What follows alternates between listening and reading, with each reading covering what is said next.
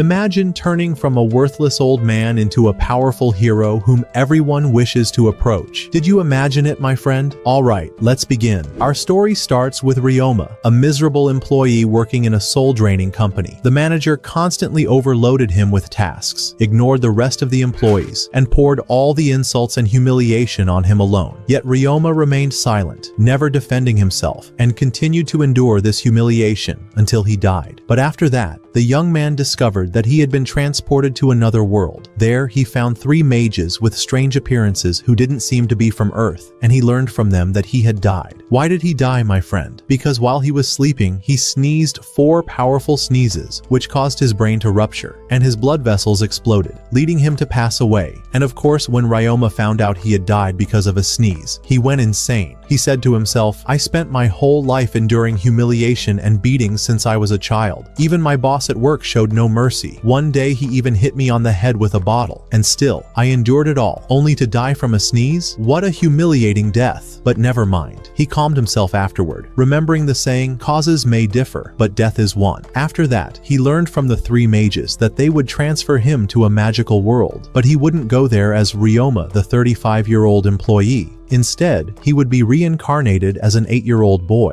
And not only that, he would possess great magical power that he could use as he pleased. He also learned from them that there was a rift between the Earth and the world he was going to, and that this new world was called Sealfall. One of the mages told him, "The world you came from contains a vast amount of magic, but humans are unable to perceive it. A large portion of that magic will be transferred with you to the world of Sealfall, and you will have incredible power." Then, they made him sign a contract confirming that he agreed to be reincarnated in the form of a child, and the transfer was carried out. Ryoma's body was drawn into the other world, and at that moment, the mages realized that he had arrived and could now do whatever he wished. They told him they would always be watching him, and if he ever wanted to contact them, he only had to go to the church. Without even speaking a word, they would know what he wanted. After that, Ryoma began his new life in Sealfall. There, he found himself transformed into a young boy, 8 years old, just as they had told him. Beside him was a book containing everything about his powers, since he was not yet used to his new body, his strength, or anything else. He then began testing his physical abilities. He walked to a tree nearby and kicked it with his foot. Instantly, the tree split in half. He was greatly impressed by this. Then, he noticed a slime creature nearby, and his eyes sparkled with stars because he loved such monsters very much. He tried to make the slime reveal its powers, but it didn't respond to him. So, he had to unlock his own magic to find the spell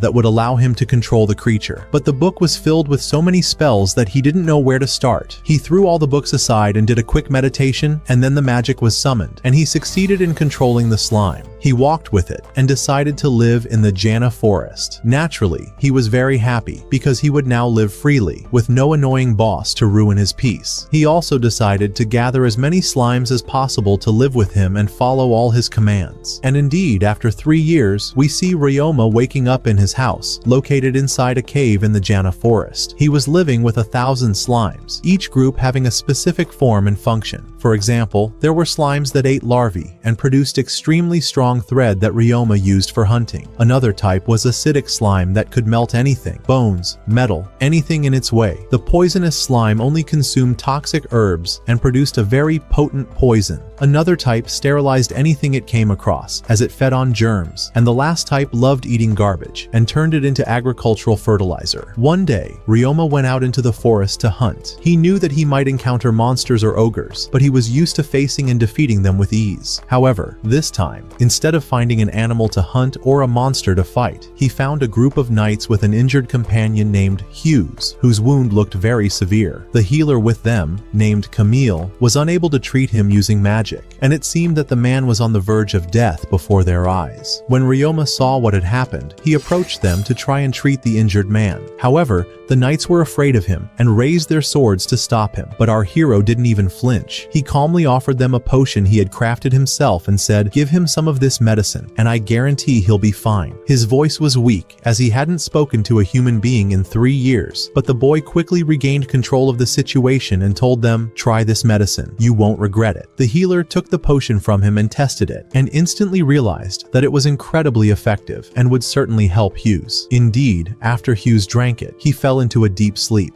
At that point, the knights sheathed their swords and thanked Ryoma for saving their companion. Ryoma then offered to take them to his home so they could rest a little, and naturally, the knights agreed. They carried their sleeping friend and followed Ryoma through the forest toward his home. They were deeply puzzled. How could a child so young live alone in such a place? From his clothing, they could tell he was a hunter, but the situation still felt mysterious. Then, Ryoma suddenly stopped, sensing that a creature was approaching. The knights immediately prepared to fight, but what came toward them wasn't a monster, it was a slime. The knights didn't realize this slime was Ryoma's pet. Seeing their confusion, Ryoma told them, "Lower your weapons. This slime is my friend." They listened to him, sheathed their swords again, and apologized for the misunderstanding. They continued walking through the forest, and during the journey, Rain said to Ryoma that when he was young, he used to live in a house full of slimes. His family had been taming them for generations, in addition to red horses, storm apes, and other rare creatures, all of which were extremely expensive and difficult to obtain. That's when Ryoma realized that Rain came from a very wealthy family. After some time, they reached the mountain, and Ryoma told them, "My house is here." They were stunned and thought to themselves, "Is this boy crazy? Where's the house he's talking about?" Then, Ryoma cast a spell to remove the magical barrier, revealing a house hidden inside the mountain. The knights finally understood. When they entered the house, they laid Hughes on Ryoma's bed and saw for themselves that he lived alone. The furniture consisted only of a table, a chair, and a few items fit for just one person. Thinking back on everything Ryoma had done since they met him in the forest, the knights began to suspect that he might actually be an old man who used magic to disguise himself as a child. Then, Ryoma brought out a box full of bottles containing the magical medicine he had used to treat their friend. He told them that he made this medicine himself. He also served them cold water with ice, which shocked them since ice in that world could only be made through magic. They asked him how he cast such a spell, and he smiled and said, "Ah, I forgot to introduce myself. I'm Ryoma, an 11-year-old hunter. It's a pleasure to meet you." One of the knights replied, "It's a pleasure for me as well. I'm Rain, a noble from the Duchy of Jamil." Ryoma bowed to him respectfully and said, "It's a great honor to have a noble like you visit my home." Rain replied, "Come on now. I owe you for saving one of my men." The others began introducing themselves. One said he was a healer. Another said, "I'm a scout, and my name is Zeph." The last one said, "I'm a knight, and my name is Gil. I apologize for pointing my sword at you earlier." Ryoma responded, "Oh, don't worry about it. It happens even in the finest of families." Then Rain explained what had happened. "While we were in the forest, we were attacked by bandits, but we managed to defeat them. After that, we encountered a massive black bear and killed it too. But before it died, it wounded Hughes. As you saw, when the horses saw the bear, they ran off." Rain then asked, "What would make a young boy like you, a hunter with knowledge of magic spells, live in this forest instead of a village? Why are you living alone here? Where are your family and relatives?" Ryoma replied, "The people in the village see me as a strange child, so I don't feel comfortable living there. By the way, I used to live with my grandfather and grandmother, but they passed away 3 years ago. Since then, I've been living here alone." At that point, the healer Camille brought out a magical crystal ball and explained that when someone touches it, it can detect whether they are a criminal or not. If the person is a criminal, the ball glows red. If not, it glows blue. It can also reveal the person's name, age, and combat abilities. Camille asked Ryoma to place his hand on the crystal. Ryoma felt trapped, but he had no choice but to comply to avoid suspicion. He placed his hand on the ball, and it glowed blue. However, Camille seemed surprised by something he saw. Ryoma asked him, "What did you see?" Camille replied, "Oh, nothing. It's just that you don't seem to have any combat skills." Ryoma said, "Don't worry, it's nothing. I'll go prepare dinner for you." He then left the room. Rain asked Camille, "What did you see in the crystal that shocked you like that?" Camille showed him what was written inside, that Ryoma was 11 years old, and that he had the ability to resist both physical and mental pain. Rain then said to his companions, "We can't leave him alone in this forest. I'm going back to the castle to tell my father Elise about Ryoma." Shortly after, Hughes had fully recovered. He thanked Ryoma for everything he had done for him, but when he started to show signs of fatigue again, Ryoma gave him a potion that smelled awful. Hughes refused to drink it, so Camille forced it down his throat. Once the potion took effect, Hughes returned to perfect health, even better than before. He then said to Ryoma, "You saved the life of the Duke's personal bodyguard. I'll never forget this favor. If you ever come to Joanna, you must visit me there." After that, they all said goodbye and left. A week later, Ryoma was surprised when the healer returned to his home, and this time, he was accompanied by a girl as beautiful as the moon,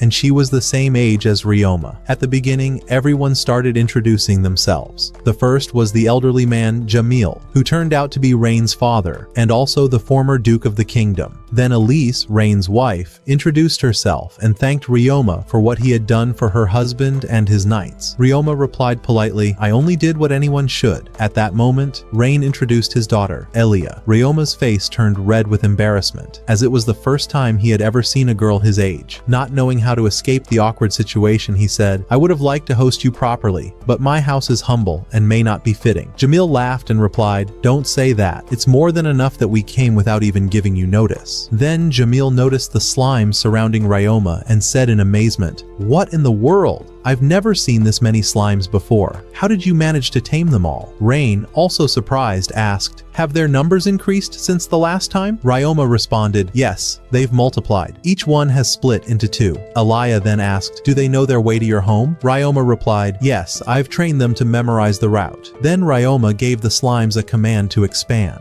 All the slimes gathered together and transformed into a single giant slime. Elia gasped and asked, "How did you do that?" Ryoma explained, "I can merge more than 100 slimes of the same type into one large slime, like what you're seeing now. It helps them enter the house quickly. Once inside, I return them to their normal size so the house can accommodate them." Everyone was astonished by Ryoma's skill in slime taming. Elise couldn't believe what she saw. She approached Ryoma and said, "How can you talk as if what you do is normal? You're a brilliant tamer and hunter. There's no one like you. That's why you must register your name with the Tamers Guild and share this genius discovery of yours." Ryoma replied, "I'll think about it later." Then he gave the slimes the command to return to their original size, and they did. Everyone then entered the house. At that moment, Rain presented Ryoma with a gift, a golden pocket watch, and said, "I noticed your home doesn't have a clock. Thought I'd bring you one that might be useful." Ryoma gratefully accepted the gift and thanked him with a smile. Then Elia said, "By the way, we didn't come just to bring you a watch. I come from one of the greatest tamer families in the kingdom, and I want to capture my first slime by myself, without help. Since you're an expert in slime taming, I'd like you to suggest the best place where slimes gather, so I can catch my very first one."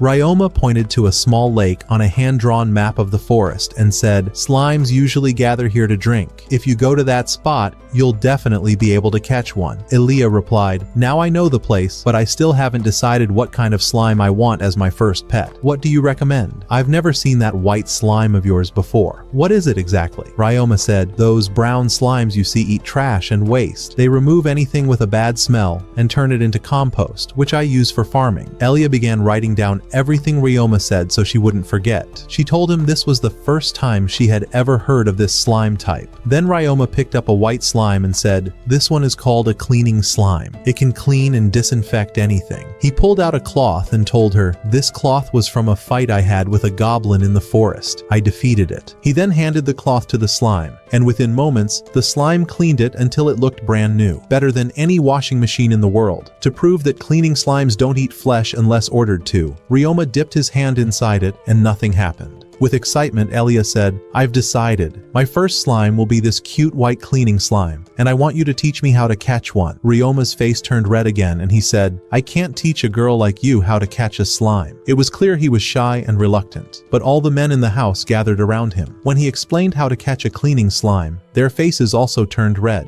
except for Hughes, who said, "Leave this mission to us, gentlemen." Then he turned to Elia and the other women and said, "It's really simple. Cleaning slimes love bath water. All you have to do, Elia, is take a bath, collect the used water, go to the lake, and pour it there. The cleaning slime will come straight to you and you'll be able to tame it." At that moment, Hughes received a strong punch to the face, but Elia followed his instructions, went out, and successfully caught her first slime. By the end of the day, she returned holding her new slime with a bright smile. Everyone congratulated her on the achievement. That's when Ryoma recalled the day he caught his very first slime. He remembered how happy he was with it, so much so that he named it Tabut, after his dearest friend. Then Elise asked Ryoma, "What do you plan to do next?" He answered, "I haven't decided yet. I might keep living here in the forest, or maybe I'll travel to another city. Depends on my mood. Rain said to him, how about joining us on our journey to the city? And if you ever wish to return here, you can do so whenever you like. Noticing Ryoma's hesitation, Elia said, by the way, this is my first journey too. I was very scared, and I still am. But because I agreed to join this trip, I've been through many adventures. I've learned a lot, and there's still so much more to learn. I'm sure we'll come across many things on the road that will teach us even more. Convinced by her words, Ryoma replied, well then, if that's the case, I'll go with you. Rain smiled and said, gather all your belongings and give them to Sebas, my steward. He'll store them in the magic chest. But Ryoma chuckled and replied, come now, Duke. Have you forgotten I'm a magician? I'll store my things myself. Rain was surprised. How is that possible? No magician can use a magic chest unless he's grown older, studied all forms of magic, and reached a high level. At that moment, Elisa's eyes lit up with excitement. If you want to learn any new spells, she said to Ryoma, just tell me, and I'll share all my magical knowledge with you. Before Ryoma could answer, Elia added eagerly, say yes, we'll learn together. He smiled and said, if we're learning together, then of course I'll accept. He then left to gather his belongings, placing everything neatly into his own magical chest until the house was completely emptied. After that, they all stepped outside, and Ryoma sealed the house using the protection barrier spell. Sebas summoned 2 large magical carriages pulled by horses. They split into 2 groups, Ryoma, Elia, her mother and father, along with Sebas in one carriage, while Rain and the others rode in the second. As the journey began, Elia turned to Ryoma and asked, tell me, Prince, can you really control the elements of fire, water, earth, and air? Ryoma answered calmly, of course, my grandmother taught me all types of magic. Rain was shocked. You mean you can use barrier magic, taming magic, and all 4 elemental types? That's insane. People like you are extremely rare and hold high status among magicians. Ryoma responded, and what would you say if I told you I also practice healing magic and alchemy? Jamil immediately warned him, alchemy? That's an incredibly rare form of magic. Only a handful of mages can use it, and most who do are dark mages. Don't let its power tempt you into doing something reckless. Ryoma replied confidently,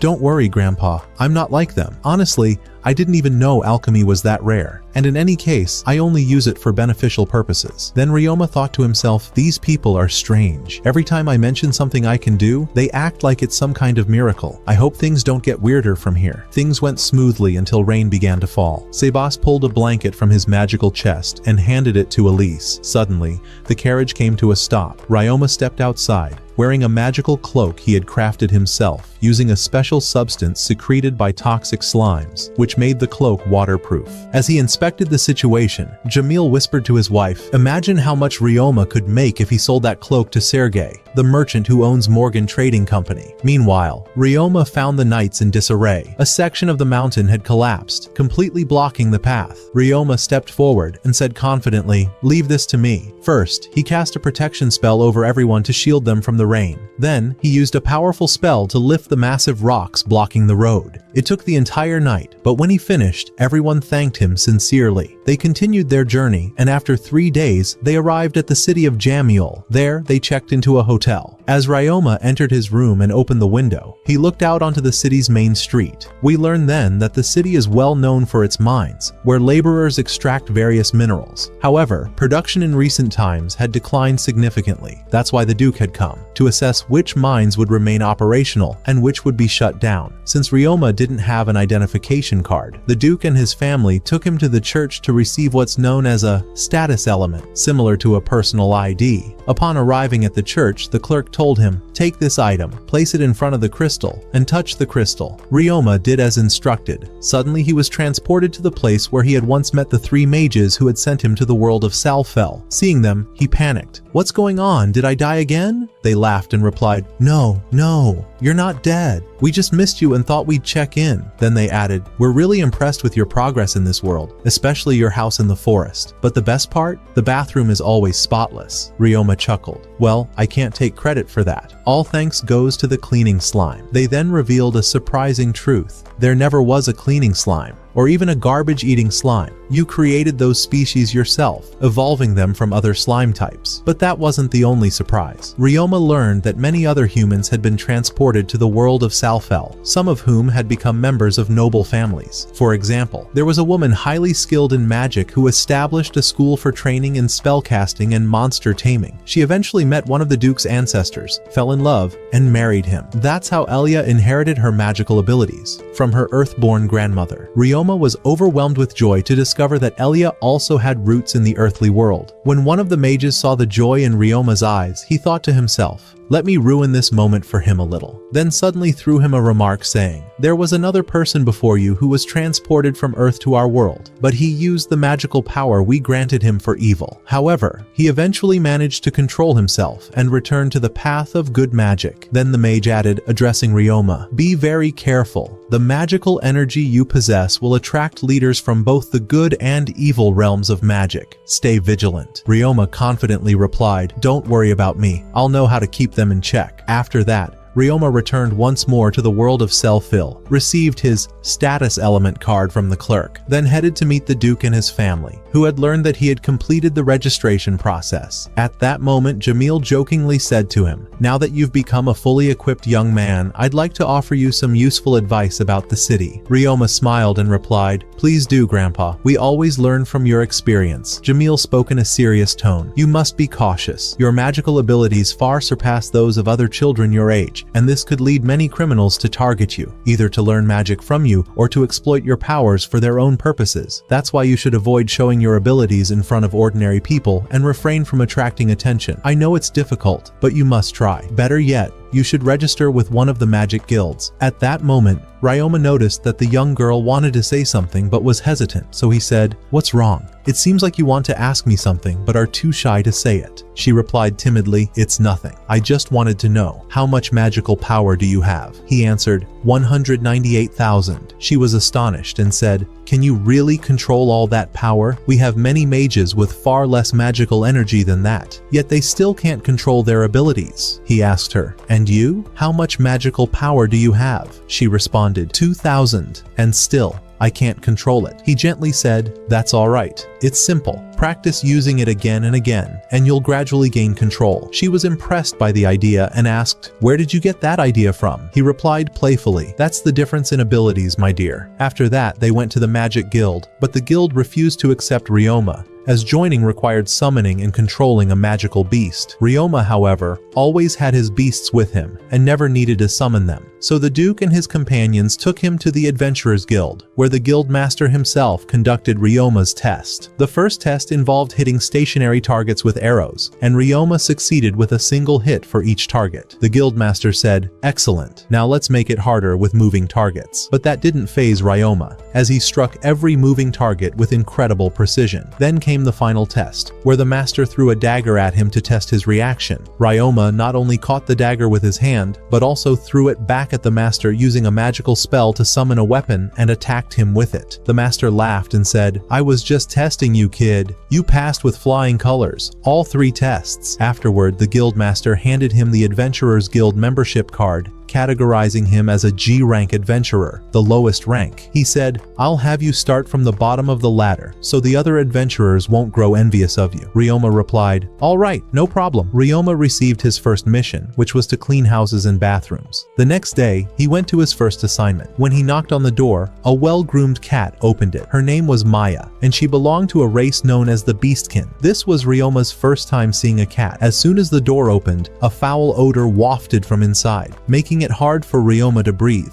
unlike the trash slimes, who leaped into the box, eager to devour the garbage scattered everywhere. Ryoma then discovered that Maya's house was next to the waste area, and the shared wall had partially collapsed, allowing the trash to invade her home. No one had agreed to clean her house because of how much filth had accumulated, and she had lost all hope that someone would help her. So when Ryoma told her he would clean it, she couldn't believe it, and burst into tears of joy. Then Ryoma opened the slime box and said, "Let's get to work." work. They started with the dump site, where the slimes consumed all the garbage. Then Ryoma used the water control spell and thoroughly washed the place. After that, they moved to Maya's home. The trash slimes repeated their task with dedication. A gap in the damaged wall became visible. Ryoma called on the sticky slime to assist him, then used the stone spell to realign and attach the stones. After finishing the repair, he disinfected the area and finally handed Maya back her home, now clean and restored. She wept again from happiness, unable to believe her house was back to normal, and thanked Ryoma deeply. Ryoma jokingly said, "No need to thank me, my little cat, just doing my job." Then, he had her sign the mission completion form, which she did with joy. The news of his excellent work reached the Adventurers Guild, and they decided to reward him with a large bonus. When he returned to the guild, the receptionist couldn't believe he had completed Maya's house in such a short time.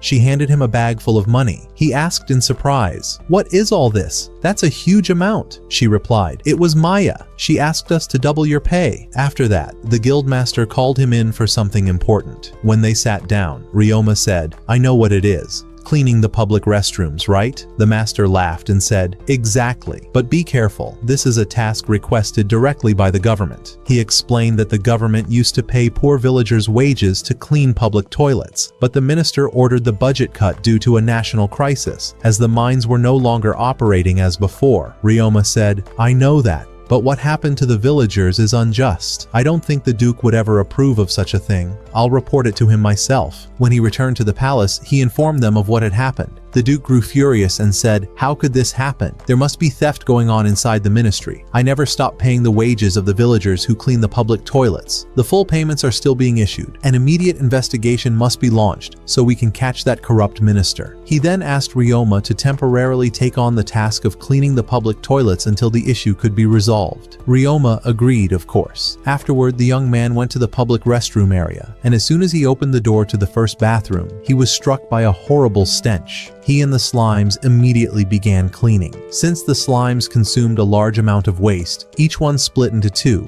which helped Ryoma complete the job much faster. However, Ryoma was shocked to discover the presence of toxic gases inside the public toilets. He quickly reported this to the Duke and his family. They were all deeply worried about him, but he reassured them, saying, "My body is immune to all kinds of poisons, so there's no danger to me. But if the villagers come near these toilets, they could die just from inhaling the fumes. That's why we need guards to protect the area during the cleaning process." The Duke then assigned a group of adventurers to accompany Ryoma and guard the restrooms during his work. The next day, the adventurers went with Ryoma, and while he was working, Elise arrived with the servants carrying food and juice for him. The adventurers didn't let them enter the restrooms, so they asked the servants to deliver the food to Ryoma, and everyone agreed. In the evening, Ryoma stepped out to take a short break, ate his meal, and drank some juice. In the morning, when the adventurers asked him to take a proper rest, he replied, "I won't rest until I finish the job." He returned inside to continue the cleaning, and the adventurers were amazed by his courage and strength. After some time, Ryoma completed the cleaning of all the public toilets. When he exited the last restroom, Maya greeted him and said, "Well done, hero." Then, the young man went to the Adventurers Guild and said to the guildmaster, "I've finished cleaning all 30 toilets." The guildmaster replied with admiration, "Well done, adventurer. Expect a great reward from us. Now go home and get some well-deserved rest." The following morning, as Ryoma was leaving the Adventurers Guild, he remembered his days back on Earth, when he used to work late into the night, only to return home in the morning and find his mother waiting for him. At that time, he felt that someone truly cared about him and about his life. But after his mother passed away, he returned to an empty home, and though it saddened him at first, he gradually grew used to being alone, used to having no one in the world. But this time, when he returned to the Duke's palace, he found the Duke and his entire family waiting for him, eager to make sure he was all right. Ryoma couldn't hold back his emotions and began crying out of pure joy. He said to them, "It's been so long since I last felt like I had a family that cared about me. I don't know how to thank you." Elise approached him gently and said, "From this day on, you do have a family that loves you and worries about you. Don't worry about anything. We're here for you. Everything is going to be just fine." The next morning, Elia woke up early and began preparing breakfast for Ryoma, with help from her mother and the servants. When Ryoma saw the royal-style breakfast, he asked, "Did you prepare this yourself?" Hughes joked, "Don't let it get to your head. It's just a little bribe so you'll agree to what she's about to ask." Ryoma laughed and replied, "You don't need a bribe. You only have to ask." Ilya said, "I was sure that the eggs I made for breakfast would win you over and get you to agree." Hughes added, "Indeed, your cooking is simply irresistible." Pretending not to hear him, Ilya said, "Ryoma, I want you to teach me magic today." He answered, "With pleasure." After breakfast, they all went to a place near the forest, and Ryoma began teaching her how to control dark magic, water, and wind. At first it was difficult for her, but eventually she managed to wield the magic just like he did. Then the healer turned to Ryoma and asked, "Tell me, how do you use magic in combat?" Ryoma replied, "I'm not very skilled in that area." The healer then wanted to demonstrate, so he cast a flame arrow spell and shot it at a nearby mountain, breaking off a piece of it. Ryoma then used his own flame arrow and shattered a much larger portion of the mountain. The healer laughed in surprise and said, all right, you've surpassed me. Come on, let me teach you more." He then began showing Ryoma how to use water, wind, fire, and ice magic all at once in battle. And as expected, the student quickly outshone his teacher. Then, Sebas stepped forward and said, "Now it's my turn. I'm going to teach you spatial magic." He continued, "Spatial magic, my friend, allows a magician to teleport from one place to another in less than a second." Ryoma replied, "Oh, come on!" And suddenly, he vanished from where he stood and reappeared in a nearby spot with incredible speed. Sebas said in amazement, "Excellent! Now I want you to teleport all the way to that distant mountain." Ryoma asked, "How do I do that?" Sebas replied, "It's simple. Just focus on the exact point you want to move to. It's easier than you think." Ryoma followed the instructions and successfully teleported to the top of the mountain in seconds. At that same moment, Sebas appeared beside him and said, "Well done, hero. You learned that incredibly fast. Now I'll teach you how to use spatial magic to teleport living beings from one place to another." At that moment, Sebas used spatial magic to open a portal capable of transferring living beings from one place to another. He then began teaching Ryoma how to open such a portal himself. Ryoma kept trying over and over until he finally succeeded, and he felt overwhelming joy. This spatial rift would allow him to transport slimes from place to place without having to pack them into boxes and carry them on his back. The next day, Ryoma had a monster combat lesson. He headed to the entrance of a well-known mine along with Elia and the knights to begin the training.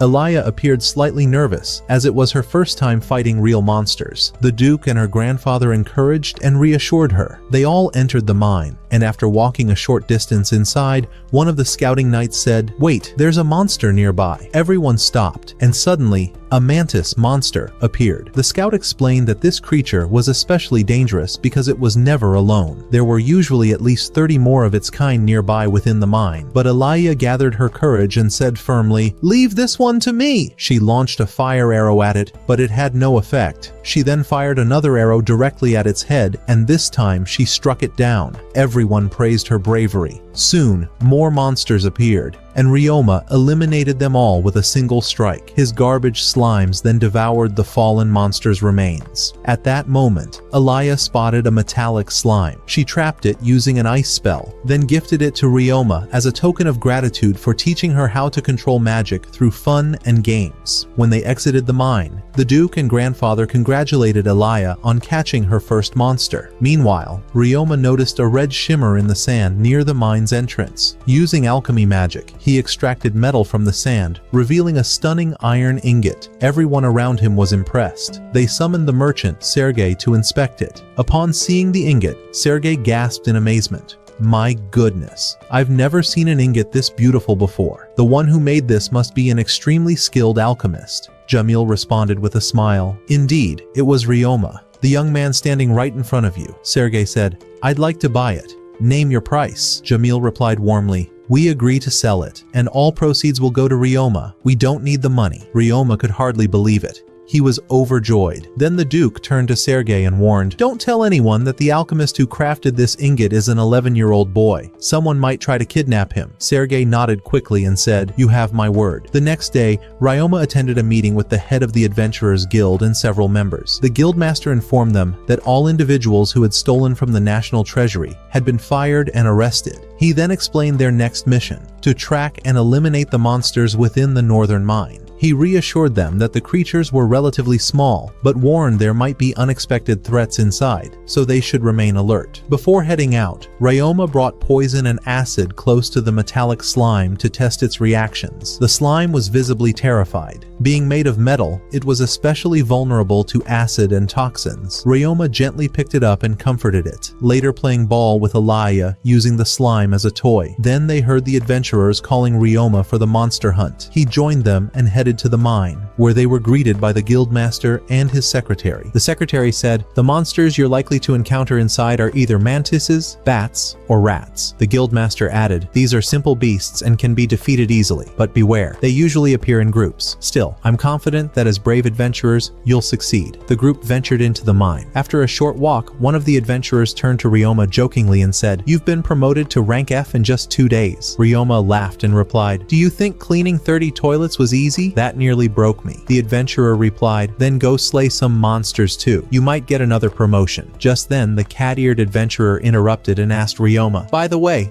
how many slimes do you have under your control?" Ryoma replied calmly, "Not that many, just 4,310. The cat girl was shocked. "How in the world do you control that many?" He answered confidently, "It's simple. I've gotten used to handling all of them." Another adventurer asked, "Can you actually fight?" Ryoma grinned and said, "Of course. I fight with bows, arrows, daggers, my fists, and all kinds of magic spells. There's nothing I can't handle." The girl chuckled and said, "Nice. Looks like we'll be relying on you a lot, especially for the offense. None of us are really good at it." He smiled and replied, "Just say the word. I'm ready." Suddenly, more mantis monsters appeared, but the adventurers quickly defeated them. Then they discovered a large swarm of bats within the mine. Ryoma stepped forward and said, "I'll take care of this. I'll use a sound bomb spell. But first, I'll cast a sound barrier to protect everyone." After making sure everyone was shielded, he cast a small barrier on himself and then detonated the sound bomb. The explosion instantly eliminated all the bats. Ryoma then ordered the sticky slimes to devour the corpses. As they exited the mine, the guildmaster was waiting for them and said, "Goblin monsters have attacked the miners." The secretary showed them an image of the creatures and explained, "The goblin village is located inside the mine. There are over 500 of them. You'll need to eliminate them all." The adventurers formed a strategy. 2 of them entered the goblin village to provoke the monsters and lure them outside. As expected, the goblins chased after them and fell into a pit Ryoma had filled with acid slime. Many were killed on the spot, but due to their massive size, not all of their bodies dissolved completely. The rest of the goblins climbed over the corpses of their fallen comrades and launched a counterattack. The adventurers held their ground. The guildmaster himself joined the fierce battle against the goblins, and many were taken down with swords and spells. But they soon realized the enemy count was far greater than 500. Meanwhile, the healing slimes were assisting the injured miners. More goblins began to emerge. Ryoma declared, "There's no other way now." He used spatial magic to summon a large number of slimes into the mine and ordered them to attack the goblins. The adventurers fought alongside them, cutting down more monsters. Finally, Ryoma decided to use the sound bomb again. He cast sound barriers to protect everyone, shielded himself, and unleashed the bomb. The explosion paralyzed the goblins, making it easy for the slimes to finish them off completely. And then, my friend, the Goblin King appeared, coming to wipe them all out. But do you think Ryoma would just stand by and do nothing? Never. He immediately commanded all the slimes to attack, and sure enough, they managed to bring him down. With that, Ryoma, the slimes, and the adventurers had successfully defeated 2,000 goblins in total. After the battle, Ryoma asked the cleaning slimes to clean the adventurers and their clothes, which were almost discarded due to how filthy they had become. At that moment, Maya said to him, "Ryoma, if you opened a laundry shop, you'd become a millionaire for sure." The idea resonated with Ryoma. When they exited the cave, the villagers thanked Ryoma, as the healing slime had saved the workers who had been attacked by the goblins, and everything returned to normal. After the adventurers returned to the Duke's mansion, Ryoma had already made up his mind to leave and become independent. He met with the Duke and his family, told them everything that happened during the mission, and thanked them for all they had done for him. Then he said, "I've decided to part ways with you and live independently." instantly. Eliaya was visibly moved and asked, "Why do you want to leave us? Did someone upset you?" He replied, "No, not at all. But I've come to rely on you for everything. I feel like a spoiled child. That's why I want to stand on my own." The Duke responded, "We knew this day would come. We were just waiting for you to take this step." Eliaya added, "I never imagined Ryoma would ever leave us." Her mother said to her, "Just as you're leaving to attend the Magic Academy and learn on your own, he too must take this journey for himself." Then the grandfather said with a smile, "We agree to let you go, but on one condition. You must write us a letter every day to let us know how you're doing." The Duke added, "And you must come visit us from time to time so we can see you again." Elise said, "Don't ever hesitate to ask us for help, no matter what. Also, you must continue living in this inn. It's ours, and your stay will always be free." Then Eliaya said, "I have two conditions. First, we must meet again after 3 years. That's when I'll have my first break from the academy. Second, we must meet again after 6 years, once I graduate. And if you forget those 2 dates, I'll make you regret it." He smiled and replied, all right, I won't forget." Then he asked them, "Are you leaving the city too?" They replied, "Yes, we'll be leaving once the grill frog season begins." He asked, "Aren't those the frogs whose skins are used to make weapons?" The Duke said, "Exactly, and their organs are used for medicine as well." Eliaya added, "During that season, a rare bird called the lemur appears. It's an incredibly beautiful creature with a lovely voice, but it's extremely difficult to catch because of its speed." Ryoma said, "I'd really like to see that bird." Elise told him, "If you want to see it, you'll have to come with us." He replied, "You can count on it." Then Ryoma told them that he planned to open a laundry business. He'd noticed how adventurers always threw away their clothes after fighting ghouls, as the stench was impossible to remove. At that moment, the maids entered the room and said, "You'll earn a fortune from this project. You're cleaning slimes clean clothes like magic." The Duke said, "Tomorrow, I'll arrange a meeting with the merchant Serge so you can present your idea to him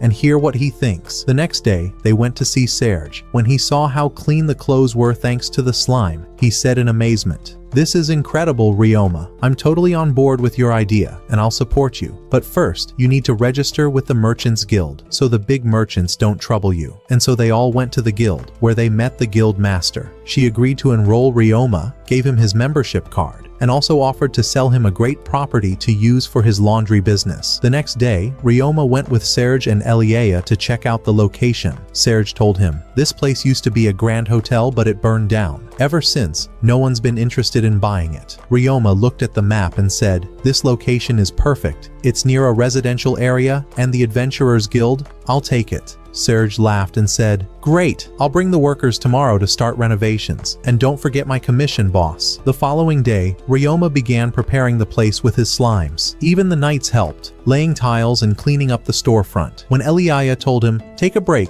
it's been a while since you've rested," he replied, "This is nothing compared to the exhaustion from my old job." He was referring to his work at the programming company in his previous world. She asked, "What exactly did you do?" He said, "A lot of things. I made little dolls and sold them, moved goods between shops, stuff like that." She said in surprise, "Really? You used to make dolls? I want one." He smiled and said, "All right, I'll make you one." Once everything was ready, Ryoma told Hughes that he'd hold a grand opening party for the laundry shop, with food and drinks for everyone. Hughes said jokingly, "I'm definitely in. There's food involved." Ryoma then left and headed to the temple, where he was transported to the other world. Upon his arrival, one of the sorcerers said to him, "Be careful. You can no longer hide your emotions like a child. That's dangerous. You must be cautious from here on." Ryoma understood the warning and said, "I will." Then, he returned once again to the world of Sealfall. The next day, Ryoma visited the Duke's family and invited them to the grand opening of his laundromat. He had prepared a banner that read, "Wash your clothes twice and get the third wash for free." He then invited everyone who had helped and supported him, including the adventurers, the merchant, the head of the Adventurers Guild, the head of the Merchants Guild, the knights, and nearly everyone he knew. On the following day, Serge arrived with the twins, Carla and Callum, the 2 employees he had promised Ryoma to help him run the laundromat. On the way, Serge warned them, saying, "Be careful. Though the owner of the laundromat is only 11 years old, he is close to the Duke's family. So,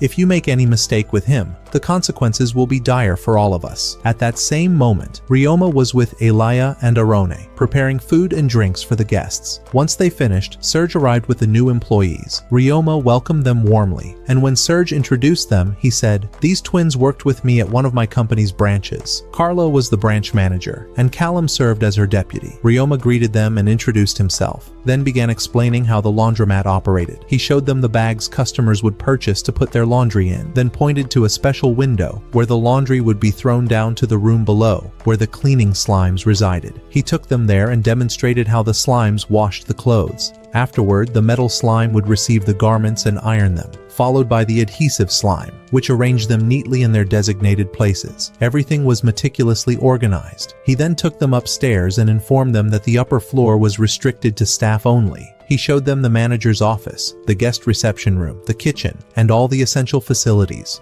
Afterward, he guided them to the workers' quarters and told them, "You may choose any 2 rooms, as you are currently the only employees." As the guests began to arrive, the staff started serving the food and drinks, and everyone was cheerful and delighted. Ryoma approached the Duke and said, "Of course, this food isn't as luxurious as what you're used to at your banquets, but it's the best we could offer." The Duke laughed and replied, "Don't remind me. Banquet food always upsets my stomach. Your food here is perfect for me." When the party ended, the servants and staff began tidying and cleaning the laundromat. During this time, Carla and her brother spoke to Ryoma in a formal manner, which he didn't like. He said, "Do you think I'm related to the Duke or something?" Carla answered, "Yes." He smiled and replied, "I'm not. You can treat me casually. And by the way, if you're not happy with the job, you're free to leave. I won't be upset." But the twins responded in unison, "We want to work with you." Carla added, "When we heard you were only 11, we thought you were just a child who couldn't manage a business. But seeing you here, we realized you are truly capable, and it would be an honor to work with you, boss." The next day, Ryoma wasn't feeling very optimistic. He told the employees, "I know we won't get many customers at first, so I'll go to the Adventurers Guild while you take care of the laundromat." When he arrived at the guild, he found that his friends had created a poster advertising the laundromat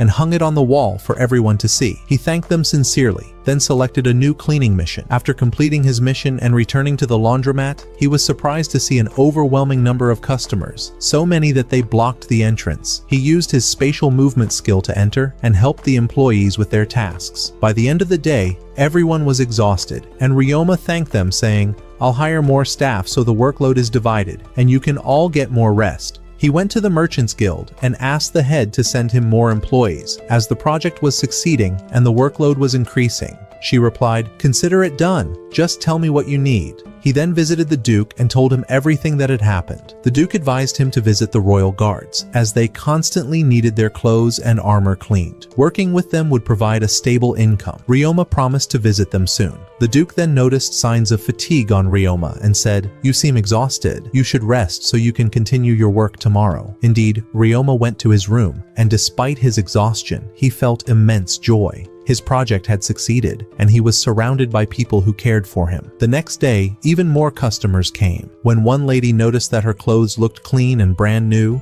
she thanked the employees and said, "I'll wash my clothes here every day." Everyone in the laundromat heard her and was overjoyed, knowing they had finally found a reliable place to clean their garments efficiently.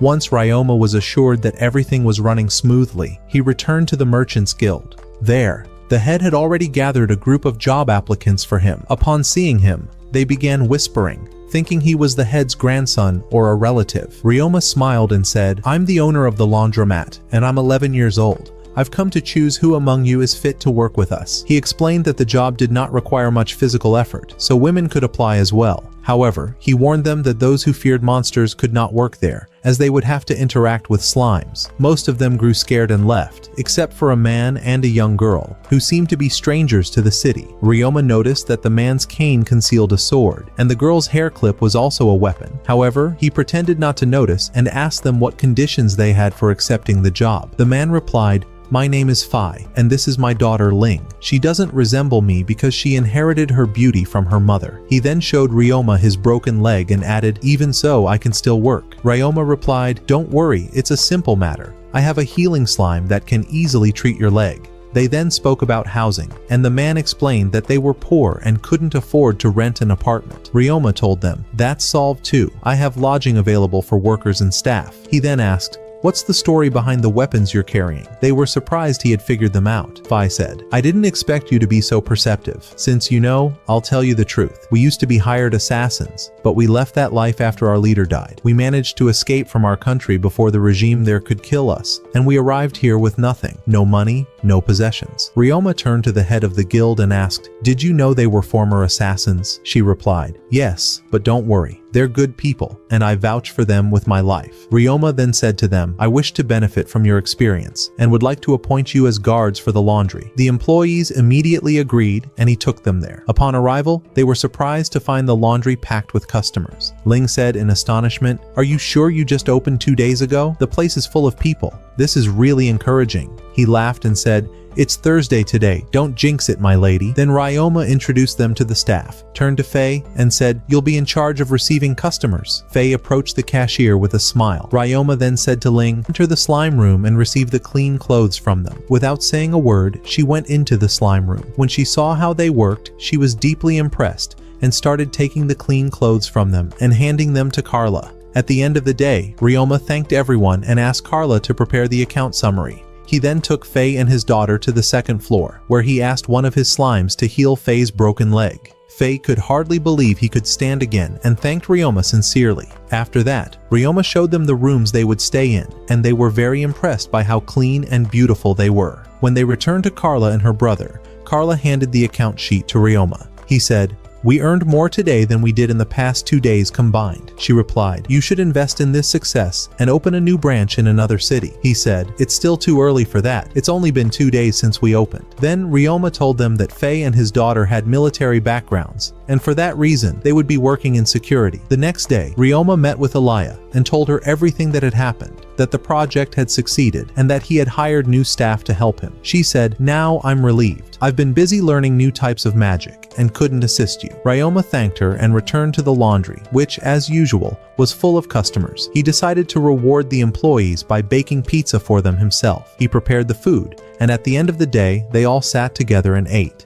The food was delicious, and everyone loved it. The next day, Ryoma told the employees, I'll be hiring more staff soon, and I'll make sure to provide meals and improve the workflow. If only all managers were like Ryoma, life would be perfect. Then Ryoma returned to the Merchants Guild and asked the manager to send new employees, including a cook. She brought him 3 women and said, These 3 are from the same village. They came to Gimel City looking for work. The cook introduced herself and said, My name is Celia. I used to work as a chef in major hotels, and I'd like to work with you. Ryoma agreed and hired her along with the other 3 girls. Passed since the laundry opened, and things started going even better. Sales increased significantly. The staff were comfortable in their work, and when the Duke's family saw the line of customers waiting outside, they were delighted. The Duke said, I knew he'd succeed, but not this quickly. This puts us at ease, knowing we can leave him in the city on his own. The next day, Sergei met Ryoma and asked, How's work going? Ryoma replied, Everything is great. The employees you recommended are doing an excellent job. I've hired more, and my profits are increasing every day. Sergei said, What if I told you we could increase your profits even more? Ryoma asked, surprised, How would that happen? Sergei replied,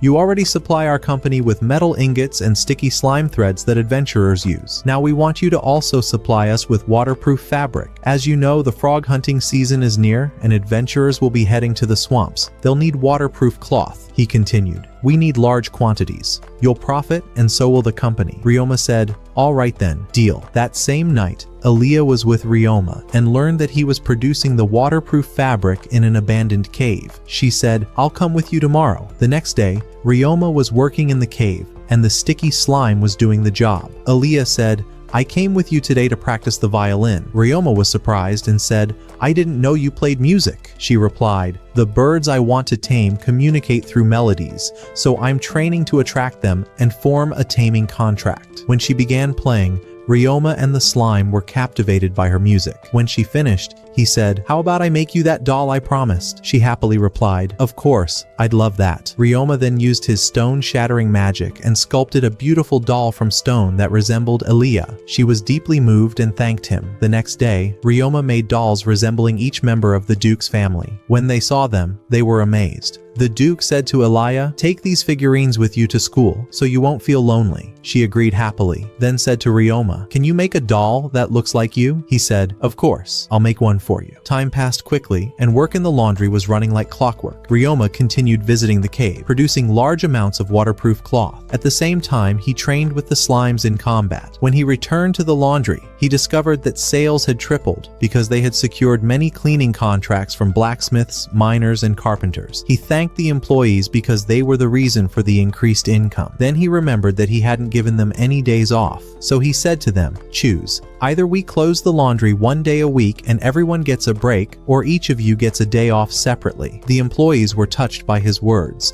None of them had ever worked for someone who cared about them, nor had they ever been given time off. At that moment, Celia the cook said, "The food is ready." Ryoma smiled and said, "You arrived right on time." Starving. The next day, when Ryoma went to the Adventurers Guild, the receptionist informed him that a group called the Seacam Harbor Party had arrived from a distant city, bringing with them a rare type of slime. They tried to sell it to the guild, but the guild refused, which left them deeply frustrated as they were in urgent need of money. Ryoma took the situation seriously and said to her, "Tell me where they are, quickly." She told him they were at a tavern, so he headed there immediately. When he arrived and asked about them, he found them in a terrible state. Their money had completely run out. They introduced themselves to him, and he told them that he owned a laundromat. He then asked about the slime they had discovered, and one of them responded, "I'm Shin, the leader of the group.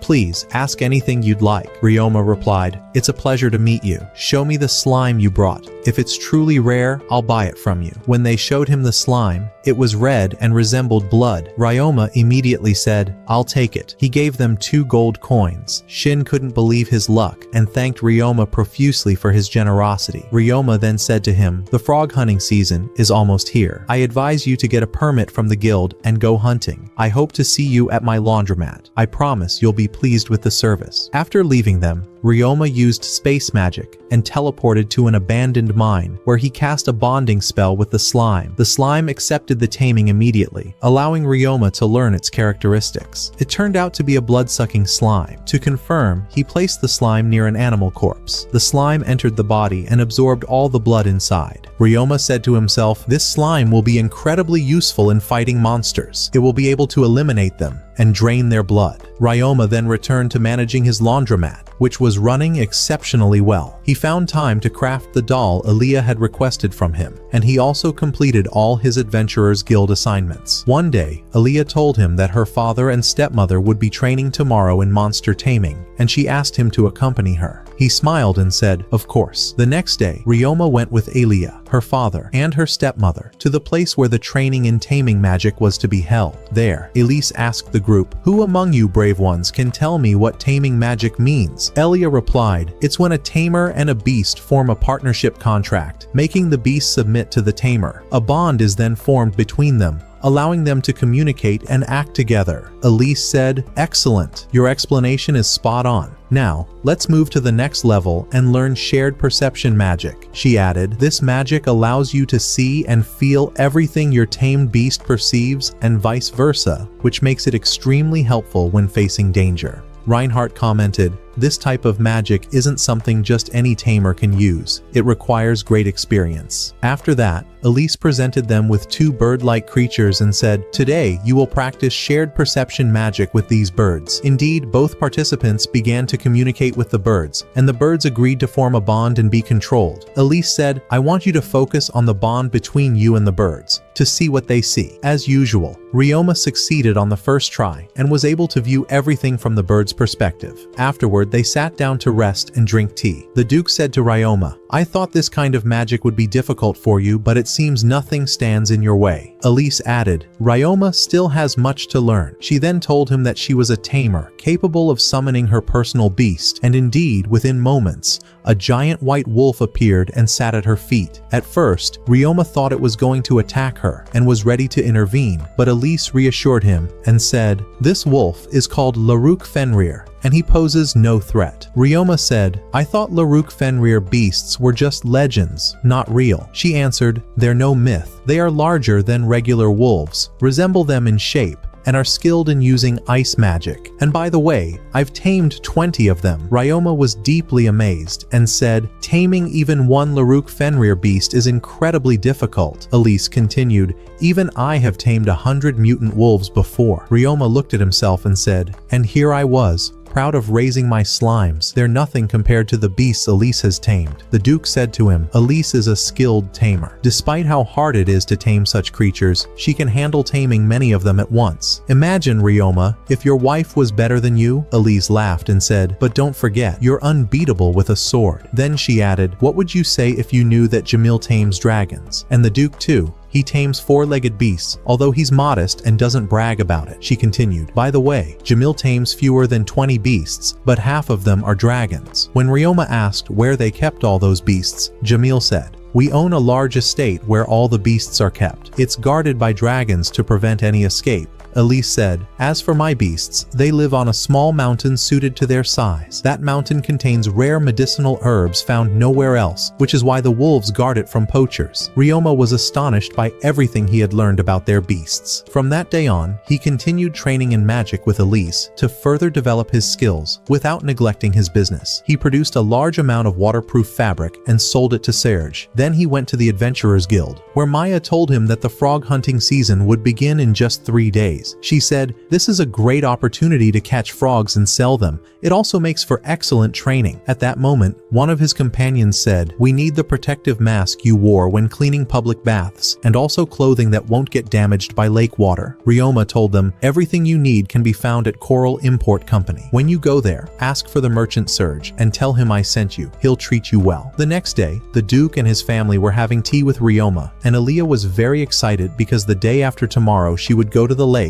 and use the guitar to catch lemur birds. But when Ryoma remembered that the Duke and his family would leave the city after Elise's hunt was over, he felt sad. The following day, the Duke, his knights, and Ryoma set out toward the lake. Elia looked exhausted from the long journey, her appearance reflecting her fatigue. When Ryoma met the Sakem Harbor adventurers, he stopped to greet them. Then he said to the Duke, "You go on ahead to the lake." As they walked, Ryoma spoke with Shin and asked, "How's everything going, my friend?" Shin replied, "I don't even know how to thank you. You bought the slime from us at a great price, and you introduced us to the rare frogs opportunity. We were able to catch a good amount and sell them at an excellent rate. We'll head to your laundromat after this to wash our clothes. We've grown used to it and don't know how we'll manage back in our city." They said their farewells and continued on their way, while Ryoma arrived at the lake. There he saw the beautiful lemur birds. He also saw his fellow adventurers trying to catch frogs before the lemur birds got to them. The Duke said to them, "There's an adventurer attempting to tame a lemur bird." The adventurer began playing a flute, but his playing was dreadful. The Duke said, "If the bird dislikes the music, it will let out a loud and annoying sound." And that's exactly what happened. The adventurer got angry, drew his sword, and tried to attack the bird. But the lemur retaliated with cutting magic that resembled powerful blasts aimed directly at him. Ryoma immediately stepped in and used earth magic to create a barrier between the adventurer and the lemur. Then one of the birds released an unbearably shrill sound that no one around the lake could endure, except for Ryoma. He managed to identify which bird was causing the sound among the others. Using soundproofing magic, he created a barrier around that bird, and the rest of the birds followed it and flew away from the lake. The Duke asked him, "How were you able to withstand that terrible sound?" He answered, "Did you forget? I can endure pain no matter how intense it is." But at that moment, Elia was deeply saddened because she had failed to tame any of the lemur beasts. Then Rain said, "The type we encountered today is known as the nightmare bird. It's extremely rare and only appears once every 10 years. It uses dark magic, which grants it terrifying magical abilities, one of which is the sound you just heard." Ryuma responded, "What do you think about searching for this bird's nests?" But the guards explained how difficult that would be, as these birds build their nests in remote areas deep within the forest. Later that day, Ryuma stood by the lake with Eliaria, her father, and the rest of her family. They all remained hopeful that the birds would return. At that moment, Eliaria said, "I still can't believe we're going to part ways, and each of us will go down our own path." Ryuma didn't know how to respond. He remained silent, lost in thought, until he remembered a story he had once read back on Earth. The main character had been in a similar situation and had told the heroine, "We'll definitely meet again." Remembering this, Ryuma turned to Eliaria and said, "Don't worry, we will meet again." Hughes then tried to lighten the mood with a bit of humor, but Eliaria's father didn't seem amused. After all, she was still his daughter. The tense atmosphere soon faded when the lemur birds appeared once more. Eliaria was determined to tame them. She took out her violin and began to play a beautiful melody. The birds emerged from the lake and approached her, and everyone stood in awe as she successfully tamed 9 lemur birds at once. She then cast the control spell, and the birds agreed to form a contract with her, placing placing them under her command. At that moment, Ryuma used space magic to summon a guitar and began to play a beautiful tune of his own.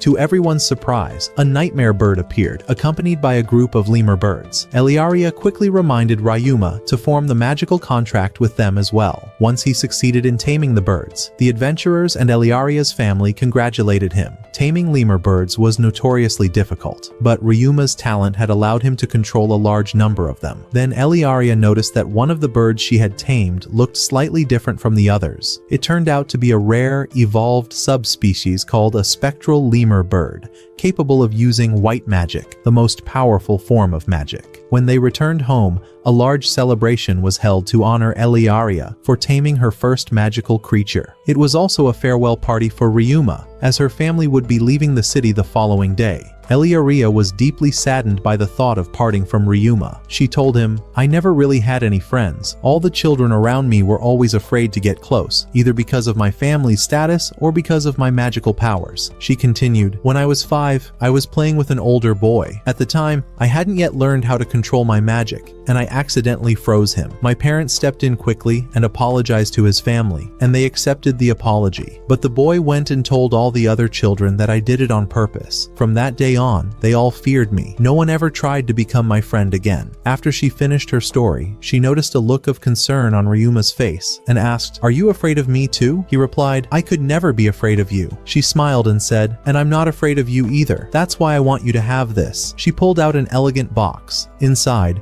Ryuma found a pendant with a deep red ruby. "My mother gave it to me as a gift for my 10th birthday," she said. Ryuma hesitated, "But this pendant is incredibly valuable and rare. I can't accept it." But she insisted, "I want you to keep it until we meet again. Friends give each other gifts when they part ways, so they can remember one another. I want you to remember me through this." Ryuma thought to himself, "Now I'm in a real dilemma. I have to give her something too." He looked around and, having no other options, offered her 2 slimes, one for cleaning and the other that feeds on garbage. "Remember me through them," he said with a soft smile. Eliaria laughed and teased, "All right, I'll think of you every time I see a garbage slime. How romantic." The next morning, everyone gathered to bid Ryuma farewell. They exchanged heartfelt goodbyes and promises. He promised Elise and the Duke that he would write to them regularly to let them know how he was doing. Then Eliaria told him, "Don't forget your promise. We'll meet again in 3 years, and once more in 6 years when I finish my studies. And if you forget, I'll punish you with something you won't be able to handle." She added, "My mother once punished my father for forgetting a promise between them, and I'm exactly like her in every way. So be careful." Ryuma nodded. "Don't worry, I won't forget." Since he still called her Miss, she said, "We're friends now. You should call me by my name, and from now on, I'll just call you Ryuma too. No more formalities." He agreed. "All right, it's a deal." Eliaria smiled, ran toward the carriage, and climbed in. Then she and her family left the city. As the carriage moved away, Eliaria couldn't hide her sorrow. One of the slimes handed her the flute she often played. As if asking her for one last tune, she took it gently and played a slow, sorrowful melody. Her tears flowed freely, and she made no attempt to stop them. Meanwhile, Ryuma decided to check in on his laundry business first, then head to the abandoned mines, where he planned to build a new home. He had made up his mind to leave the inn he had been staying in. He told himself, "I can't waste a single moment. I need to keep learning and improving, just like I promised Eliaria, the Duke, and their family." Starts with Ryoma dedicating all his energy to his work, successfully managing his laundry business. Everything ran under a precise system, and his reputation kept expanding day by day until his name echoed throughout the entire city of Gimel.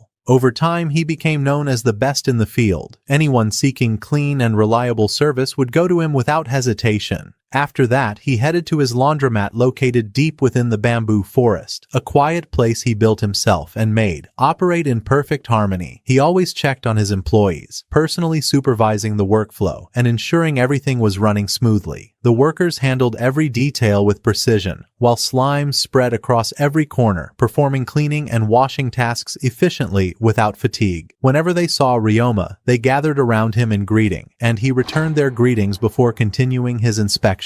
Then Carla spoke with him, pointing out that he was overworking himself, spending his entire day between labor, calculations, and supervision. She advised him to take better care of himself, to rest, and to organize his time so his life wouldn't revolve entirely around work. Ryoma listened and began seriously considering easing the pressure on himself. On the other hand, Ryoma realized that the new employee still lacked experience and had not yet mastered the basics. Despite his surprise, he decided to assign them additional tasks gradually and personally, oversee their training so they could quickly gain experience and become dependable. Suddenly, noise was heard from outside. Ryoma rushed out to find Li Ling restraining two men tightly. He immediately understood that they were trying to cause trouble. The men attempted to claim that their clothes had come out dirty, but when they presented them, it was clear they were completely clean. The customers mocked them, exposing their lies. They tried to escape in anger, but Li Ling remained in control, firmly holding the two swindlers without giving them any chance to flee. Ryoma looked at the windows and doors, thinking about enhancing the security further so no one could approach or cause trouble again. After that, he went to the Gimel mine and used his sticky slimes. The slimes filled a large container with a dense, viscous substance, while Ryoma used his magic to extract water from it repeatedly until it became more solid. With repetition, he managed to shape it into a material similar to glass. As a result, he created bulletproof glass panels capable of repelling any sudden attack. This made the place far more fortified. He then ordered the slimes to produce more panels to install throughout the laundromat. Later that night, Ryoma felt exhausted, but he noticed a different kind of slime. Approaching it, he discovered it was a newly evolved slime. With focus, he realized it had become a medicine slime. He was surprised that a poison slime had transformed this way, but then remembered he had dropped medicine the day before. It seemed one of the slimes absorbed it and evolved into a new type. After that, Ryoma gave medicine to several other poison slimes, and over time more medicine slimes appeared. This new type showed him how to produce potions in a stable way. He was amazed by the high quality of the potions they produced. With further analysis, he also discovered an antiseptic substance that could be used for sterilization, making him feel prepared for any potential health crisis. After all that, Ryoma decided to visit the rulers, as it had been a long time since his last meeting with them. The scene then shifts to Ryoma inside a church, where he approached a magical crystal sphere and used it to transfer himself to the realm of the rulers. There, he met a new ruler named Taikon, the ruler of crafts and commerce, responsible for trade and industry. Ryoma showed him the dolls he had made for Eliaria and explained the crafting process. Taikon was greatly impressed and replicated the dolls. Then Ryoma began telling his story, how he was transported from Earth to this world and started a new life. Taikon was fascinated by Ryoma, expressing a desire to learn the crafts he practiced in his previous life, while also praising his remarkable skill. Ryoma continued speaking about his passion for craftsmanship and his love for constant improvement. After that, Ryoma learned about other rulers and that the white space was connected to his world, meaning he could visit them anytime. He also met Filnovlia, the ruler of magic and knowledge, a rarely seen ruler who possessed vast awareness of everything happening in the world. After the meeting, Ryoma returned to his world. Opening his eyes, he found himself back in the church. He bid farewell to the receptionist and left, intending to return to his laundromat. When he arrived, Carla welcomed him and informed him that everything was running smoothly, with no issues or complaints. Ryoma felt relieved and immediately began talking about the bulletproof glass panels he had created, emphasizing that he didn't want anyone to even think about approaching the place. He then showed the panels to Li Ling and asked her to test their strength. She grabbed one and struck it with all her force, but it barely reacted. At that moment, both Carla and Calum watched in disbelief, unable to believe such durability came from a material originally made by slimes. From another side, Faye suggested to his daughter using enhancement magic to try breaking the panel. Li Ling agreed, enhancing her body with magic before striking again, but the panel held firm once more. She was impressed by the idea, seeing it as an effective form of protection, though she pointed out a clear flaw. Using this glass for all windows could prevent escape during emergencies like fires. After a short discussion, they decided to leave some windows normal as emergency exits. After that, Ryoma remembered his conversation with Serge about expansion, and Carla took the opportunity to bring up the topic again. She told him honestly that he had become #1 in his field, his reputation was strong, and this was the perfect time to open a new branch before any competitors appeared. Ryoma had previously met with Serge to begin discussing a new project. Serge encouraged him and suggested seeking support from the Merchants Guild to help market the potions produced by his slimes, which would make it easier for him to spread within the market and provide him him with official backing and stability. After that, Ryoma headed to Galissa, the guildmaster, and presented the potion he had created using his slimes. She was impressed by his ability to combine it with a carbonated drink like Sprite, producing a purple-colored beverage with a surprisingly acceptable taste. She then asked him about the opening of his second branch, confirming that the Merchants Guild would support him in any location he chose and would step in to assist him if he faced any obstacles during expansion or competition. On the other hand, Ryoma became deeply absorbed in thinking about the second branch, carefully calculating costs and imagining how he would manage the entire operation. During that time, he received a letter from Eliaria, informing him that they had safely arrived at the capital and that everyone was in good health. She also reassured him that she was taking care of his slimes and checking on them daily. Reading the letter filled Ryoma with warmth and relief, and a faint smile appeared on his face, pushing him to make a firm decision to open a second laundromat without hesitation. After that, Ryoma began training his employees in the basics of self-defense so they could protect themselves if needed. During one of the sessions, a fruit was suddenly thrown toward him, and he tried to cut it like in a fruit slicing game. However, he quickly realized that his staff wasn't sharp enough, making him understand that real combat required far more precision and control than he had imagined. From another side, Ryoma presented his slimes to Taylor, the Tamer's guildmaster. Taylor thanked him for introducing such unique cleaning slimes, explaining that this type could be extremely useful and beneficial for many citizens across the city. In another moment, a furious man entered the laundromat and claimed that his shirt had been torn, accusing the slimes of causing the damage. Ryoma remained calm, quickly seeing through the false accusation.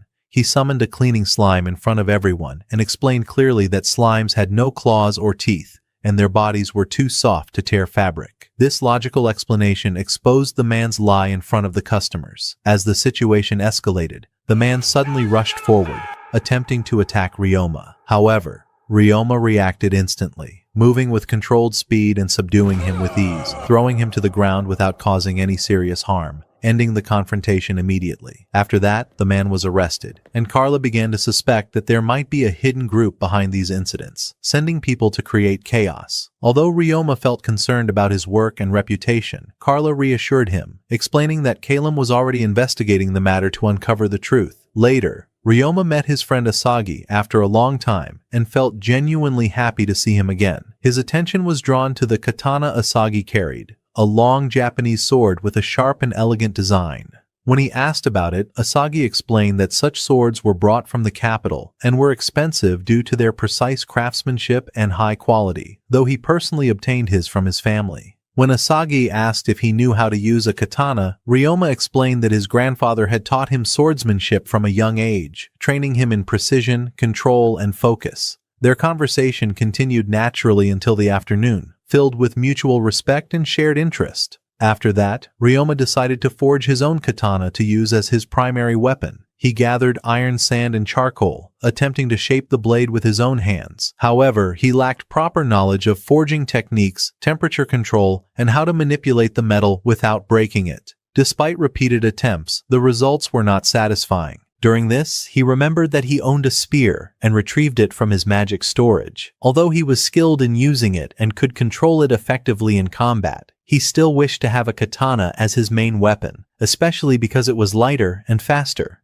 This desire brought back memories of his childhood, when he crafted weapons alongside his father, learning how to handle metal and fire. He also remembered that his spear possessed a powerful hidden ability not found in ordinary weapons, yet his heart remained attached to the idea of wielding a traditional sword. On the following day, Ryoma learned that the problems occurring in his laundromat were not just random scams, but part of a larger conflict between hostile groups and the Merchants Guild. It became clear that Taylor was working toward achieving coexistence between humans and monsters, while certain organizations were trying to disrupt this effort and spread chaos. At that moment, Ryoma felt that the matter had become personal, and he decided to support Taylor and protect both his work and the stability around him. Later that night, Ryoma went to check on the new employees who had come from the Tamers Guild. It turned out they were researchers specializing in slimes, and their eyes shone with excitement as they spoke about their experiments. They expressed happiness at working with him and studying his slimes up close. They also revealed that their previous company treated them poorly, placing heavy pressure on them without support, and that working conditions had been exhausting. During their conversation, it became clear that slime research suffered from a severe lack of funding despite its importance. Ryoma calmly explained the mechanism of slime evolution, stating that they transform depending on the type of food they consume and the environment they live in. The researchers were amazed by this information and eagerly asked to learn more. Their discussion continued for hours, while Ryoma felt a deep sense of satisfaction after finding people who shared his passion. In another place, as Ryoma was returning alone at night, he sensed men following him through the darkness. He immediately increased his speed, but one of them suddenly launched an attack. In that instant, Ryoma used his magic and moved onto the rooftop of a nearby building, then quickly summoned his lemur birds from a distance using a spell. The birds arrived swiftly, striking down the criminals within moments. During that, Ryoma tried to understand the reason behind the attack, but one of them summoned a monster and attacked again. However, the lemur birds intervened just in time and protected him. Soon after, Worgen, the guild master, appeared and helped him control the situation. In the end, a group of knights arrived and arrested the criminals. The next day, Ryoma informed his employees about what had happened, warning them to remain cautious, especially with knights now stationed around the area for protection. After that, he met with 3 guild leaders and learned that a malicious man was behind the attack, trying to pressure him. Galissa suggested that instead of staying on the defensive, he should use his intelligence and strength to set a trap for his enemies. That night, Ryoma moved quietly through the streets, hunting down criminals with speed and precision.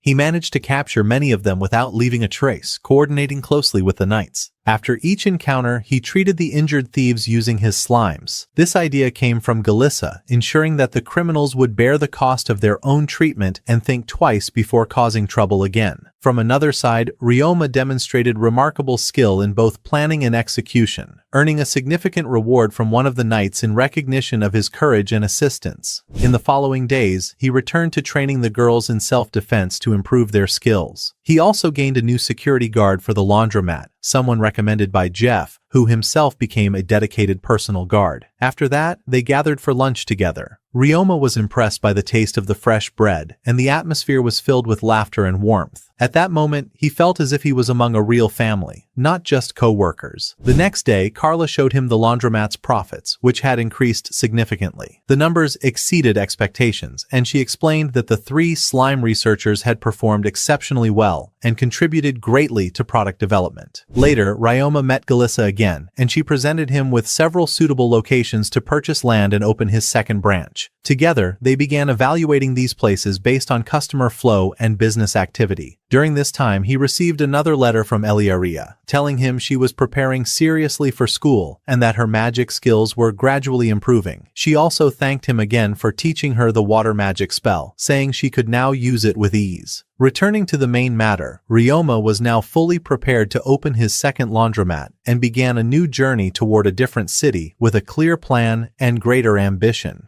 In the days that followed, he wrote a letter to Eliaria, informing her that the new branch was about to open. She was amazed and encouraged him to keep going. At the same time, Ryoma arrived in a new city called Lenov and was impressed by its beauty and organized structure. He carried a letter from Galissa addressed to Piora Sionji. Upon arrival, he discovered the Sionji Trading Company and was struck by its scale and organization, admiring Piora's management style. During that time, Miyabi approached him and asked if he needed help. Ryoma explained he was looking for Piora, only to be surprised when she revealed she was his daughter. Moments later, Piora himself appeared, joking with his daughter and teasingly asking Ryoma if he was trying to get her attention. After that, Ryoma politely introduced himself, bowed respectfully, and handed over the letter he carried. Piora then told him he would help him open his second branch in the city, making the process much easier with his support. Miyabi was surprised by this decision, unable to understand how someone his age could handle such responsibility. Later, she discovered that Ryoma was only 1 year younger than her, which increased her admiration. She apologized for her earlier reaction, and Ryoma smiled, assuring her it was not a problem. He seemed excited to spend more time with them, while Piora continued teasing his daughter as usual. From another side, Ryoma realized that Piora was a skilled businessman with a playful personality who handled matters quickly and efficiently. After that, Piora took him to the Merchants Guild, explaining along the way that he had already completed most of the procedures and paperwork on his behalf to save time. Ryoma felt deeply grateful, as all that remained was reviewing and signing the contracts. In another moment, Ryoma was amazed by the grandeur of the Merchants Guild building, which looked massive like a fortress. Piora explained that all guilds in the city were gathered within this building to make cooperation easier. He also mentioned the existence of a dragon guild and asked Ryoma to look out the window to see it for himself. When Ryoma looked out, he saw a vast field filled with numerous dragons. He learned that they were used to transport goods and people between cities with speed and safety. Piora explained that this cooperation between guilds was the reason behind the city's prosperity, revealing that one of his ancestors had established this system, including aerial transportation using dragons. During that, Ryoma was surprised to learn that Piora's grandfather had been a reincarnated person from Earth, just like him, who started from nothing and built a complete system that benefited the entire city. After completing his registration at the Merchants Guild in Lenov, Piora took him to see the land that would soon belong to him for his new laundromat. The location was spacious and well-positioned. Ryoma thanked Piora for his great support, while Piora enthusiastically explained the layout and details of the place. Returning to the matter, the two walked through the site, imagining how the laundromat would look once completed. Ryoma decided to send a message to his managers in Gimel, updating them on the progress. He summoned a limor bird, tied the letter to its leg, and sent it flying swiftly toward the city. In the following days, Piora offered Ryoma a place to stay in his home and promised to prepare a special meal to ease his fatigue. Ryoma felt truly happy, especially after days of relying on preserved food that lacked flavor. Later, they gathered for a meal where Miyabi served miso soup along with white rice. Ryoma was surprised by the familiar Japanese food, feeling as if he had returned to old memories. He was especially pleased to find that soy sauce was easily available in this world. As he ate, his enjoyment was clear, and Miyabi commented that she was happy to see his more childlike side, since he usually acted with a level of maturity beyond his age. From another side, Piora continued joking with his daughter, mentioning that she could learn a lot from Ryoma's diligence. It was also revealed that Miyabi would soon travel to the capital to begin her studies. After that, Ryoma told them that he was an E-rank adventurer and planned to take on some quests the next day. Both Miyabi and Piora warned him about the danger, as strong monsters had recently appeared around the city, leaving very few suitable missions for someone of his rank. On the other hand, despite the presence of adventurers, there were barely any E-rank tasks available due to the high danger level. Ryoma remembered hearing about the sudden appearance of powerful monsters, but he wasn't worried, as he was used to living in dangerous forests and facing even stronger creatures. Speaking of that, Ryoma expressed his desire to face a smash boar, a massive and powerful beast. Piora admired his enthusiasm, seeing potential profit in selling its meat, while Miyabi became annoyed at her father encouraging such risk for business purposes. Their exchange continued, with Miyabi scolding her father, while Piora reassured her and expressed confidence in Ryoma's abilities, even asking him to bring one if he managed to hunt it. Afterward, Miyabi accompanied Ryoma to purchase materials for the new laundromat's furniture.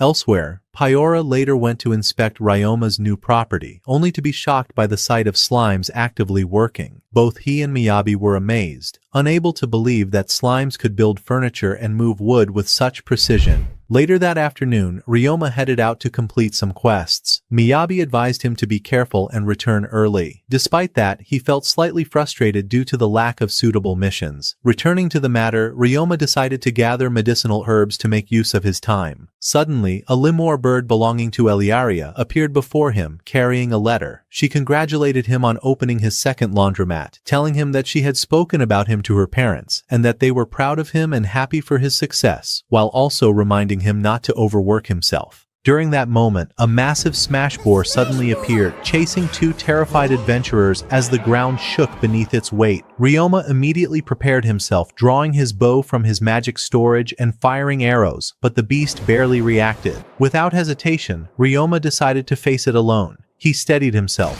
focused his energy, and activated his combat skills. Using the Buddha's palm technique, a precise and powerful strike, he rushed forward and delivered a direct blow that sent the beast crashing to the ground. Moments later, he confirmed it had lost consciousness, feeling relieved that the battle ended quickly. After that, the two adventurers rushed toward him, thanking him for saving their lives. They told him they were fine, but their companion had suffered a severe injury and urgently needed treatment. Without hesitation, Ryoma offered to use his healing magic to help her. During that, Ryoma waited for the adventurers to return with the injured girl, and in the meantime, he summoned his bloody slime. He ordered it to quickly draw the blood from the Smashbore's body so the meat could be preserved in the best possible condition. After that, once the injured girl was brought back, Ryoma focused and cast healing magic on her, while his healing slimes helped speed up the process. Within moments, the wound closed and her condition stabilized. The adventurers expressed deep gratitude and offered him a reward, explaining that materials from a Smashbore sold for a high price. However,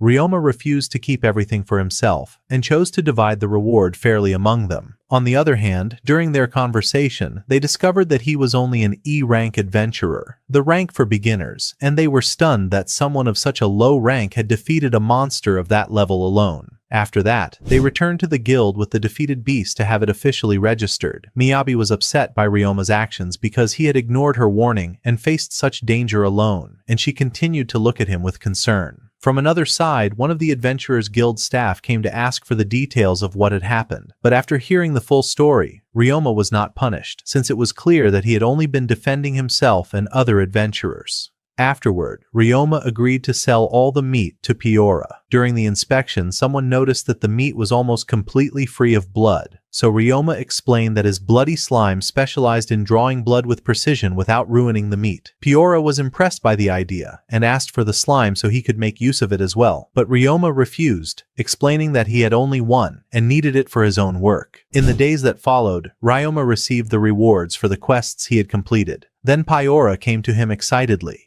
asking whether he had any ideas for new foods that could be sold in the market. Miyabi felt embarrassed by her father, since he always seemed to think about business even during normal conversation. Speaking of that, Ryoma told them that he had a few ideas from his previous life. He put on an apron and began cooking. He cut the meat into equal portions, prepared the vegetables, then stir-fried them together over medium heat. After that, he added the right seasonings and prepared a ginger pork dish he had known for a long time. Elsewhere, Miyabi tasted the dish, and the moment she tried it, her eyes widened in shock. She confirmed that the flavor was special and unlike anything she had eaten before. Piora tasted it as well and was equally impressed by the flavor and seasoning. Miyabi praised Ryoma's skill and considered him more like a professional cook than just the owner of a laundromat. After that, news of the new dish spread quickly, and a large crowd gathered to buy it, forming long lines in front of the place. Returning to the event, Ryoma arrived at his new laundromat, and Carla came with a group of workers from the city of Gimel to help him in the beginning. Ryoma welcomed the new employees with a smile, introduced himself, and explained the work system to them. During that, he told them they could ask him or Carla anytime if they needed help or clarification. The employees responded enthusiastically and explained that they had already experienced a trial day at his laundromat in Gimel, and they had been impressed by the system there. Ryoma was happy that Carla had managed to find excellent workers who could truly be relied on.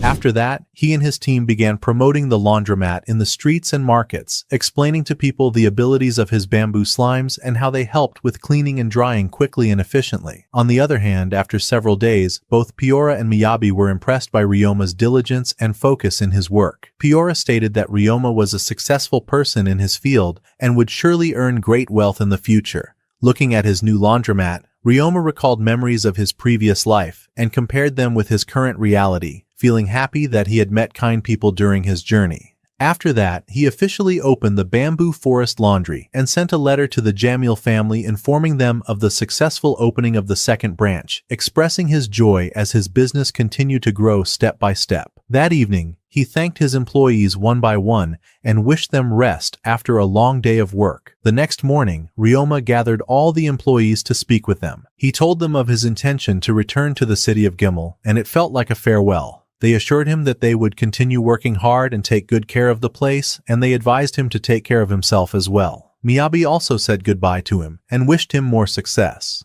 During that, Ryoma asked Miyabi for a simple favor, to accompany Eliaria at school and look after her if she ever needed anything. Miyabi agreed with a smile. After bidding farewell to everyone, Ryoma departed for Gimel, feeling satisfied. After that, he received a letter from Eliaria telling him that she would begin school soon and was currently training to control several monsters so she could become stronger. She had also become more skillful at handling her limor bird, and she wished for him to continue succeeding and growing stronger as well. Returning to the event, Ryoma met the merchant Serge to show him some new goods he had found. Serge then began speaking excitedly about his favorite hobby, building cars inspired by the Fast and Furious series. He showed Ryoma a small vehicle that moved using magic and explained that the power source of these models, known as fast wheels, was concentrated magic stored inside them. Elsewhere, Ryoma learned that there was an annual race for these cars in the capital, with many competitors taking part. Serge was extremely enthusiastic and began showing him the parts he had collected to improve the vehicles. He managed to draw Ryoma's interest and pushed him to think more seriously about magical tools and how he could develop them himself. From another side, Ryoma discovered that his cleaning slimes had been feeding on coal during his absence. Callum apologized because he had not noticed it sooner, and also informed him that the slimes had stopped eating dirt since then. Ryoma did not get angry. Instead, he expressed appreciation for Callum's careful observation. From that point on, Callum realized that slimes evolved according to the kind of food they consumed, and he decided to record everything they ate carefully in order to monitor their evolution step by step. The following night, Ryoma wrote a letter to Eliaria. She was surprised to learn that the cleaning slimes had eaten coal and asked him to inform her of any new abilities if they evolved. She also wished for him to enjoy exploring the magical tools market and discovering everything new there. On the other hand, the next day Ryoma informed Callum that he would return to his homeland for a short time. Callum replied that he would continue managing the work, assuring him that everything in Gimel would remain stable.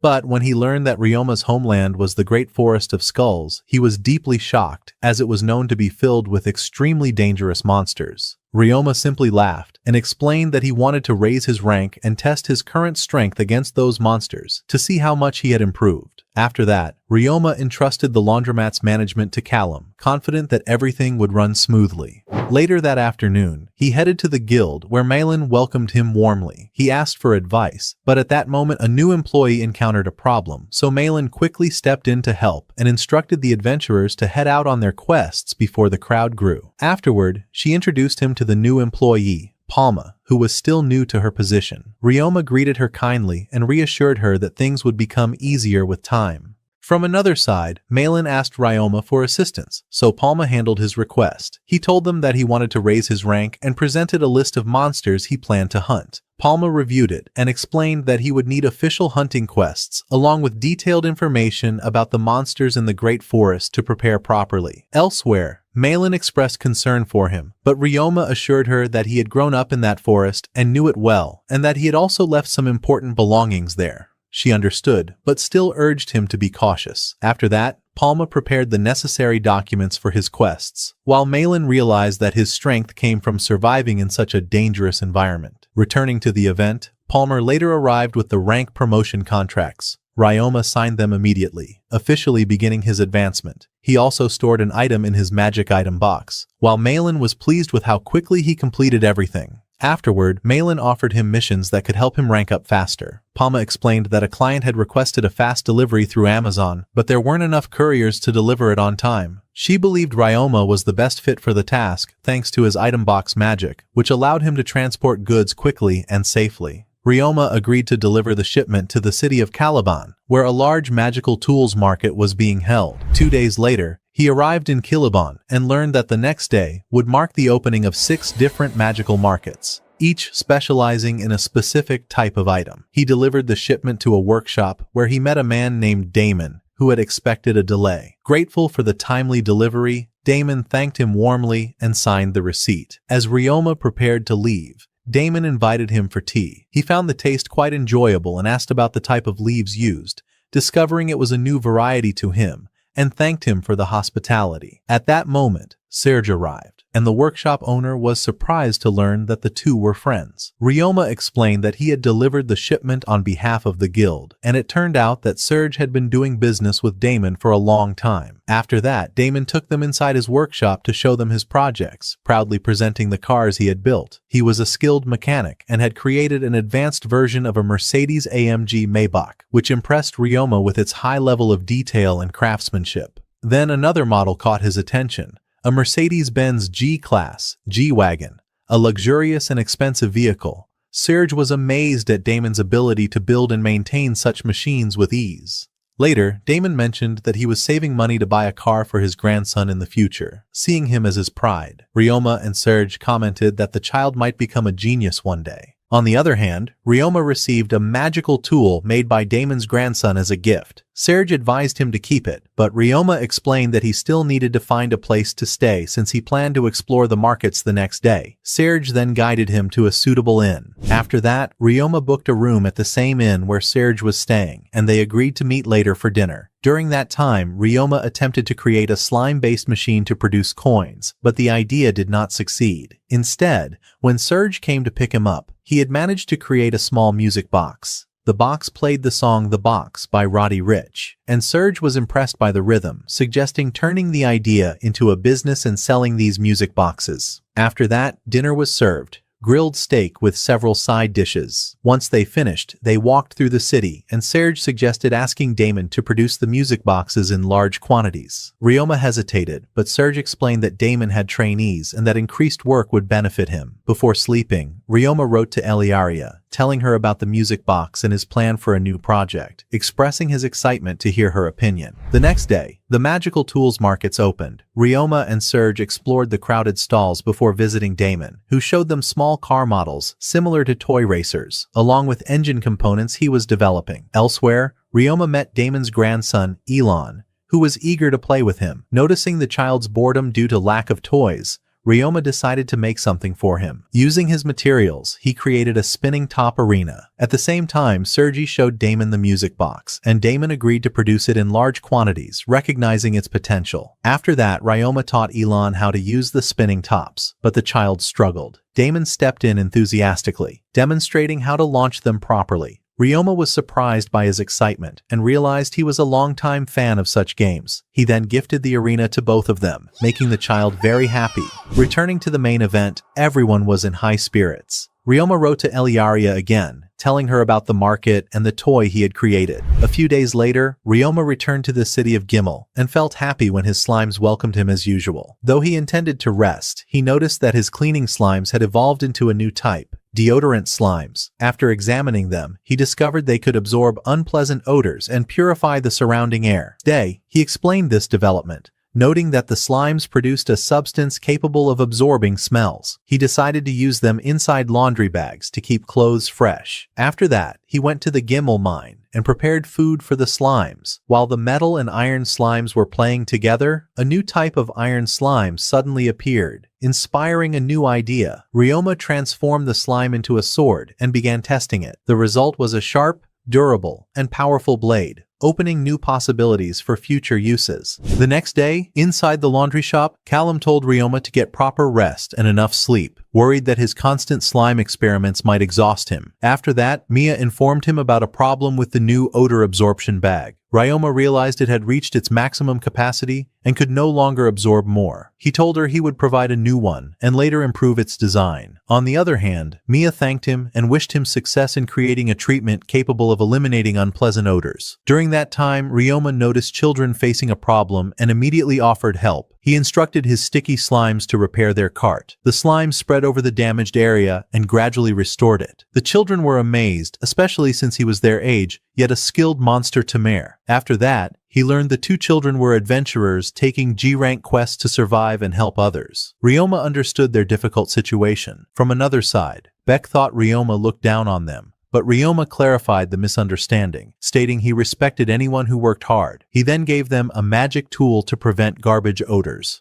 Beck and Wes expressed great gratitude. After that, Beck took him to the church, where they cleaned once a month in exchange for sweets and basic training. Ryoma gladly helped without arrogance. Elsewhere, Ryoma met a new lord, Villanovlia, who already knew about him and found him interesting. During that, Villanovlia asked about Japan and tested his character. Sensing his honesty, he said Ryoma was a good young man and was pleased to meet him. Returning to the main event, Beck told Ryoma to focus, while Wes defended him. After hard work, the church was completely clean. After that, Ryoma learned they also received combat training lessons. Suddenly, Worgen, the guildmaster, appeared and was surprised to see Ryoma. He explained he was only helping, while Beck and Wes were shocked he was also an adventurer. The biggest surprise came when Worgen revealed Ryoma was an E-rank adventurer. After that, Worgen trained the children. Ryoma noticed Wes's exceptional strength and speed. Beck attacked Worgen but was quickly defeated, so Worgen advised him to rely on strategy. At the same time, the children trained with Ryoma's slimes, which helped them learn safely. Suddenly, Worgen challenged Ryoma. He attacked quickly, but Ryoma blocked steadily, astonishing everyone. After the fight, they thanked him. On the other hand, Worgen offered him a teaching role,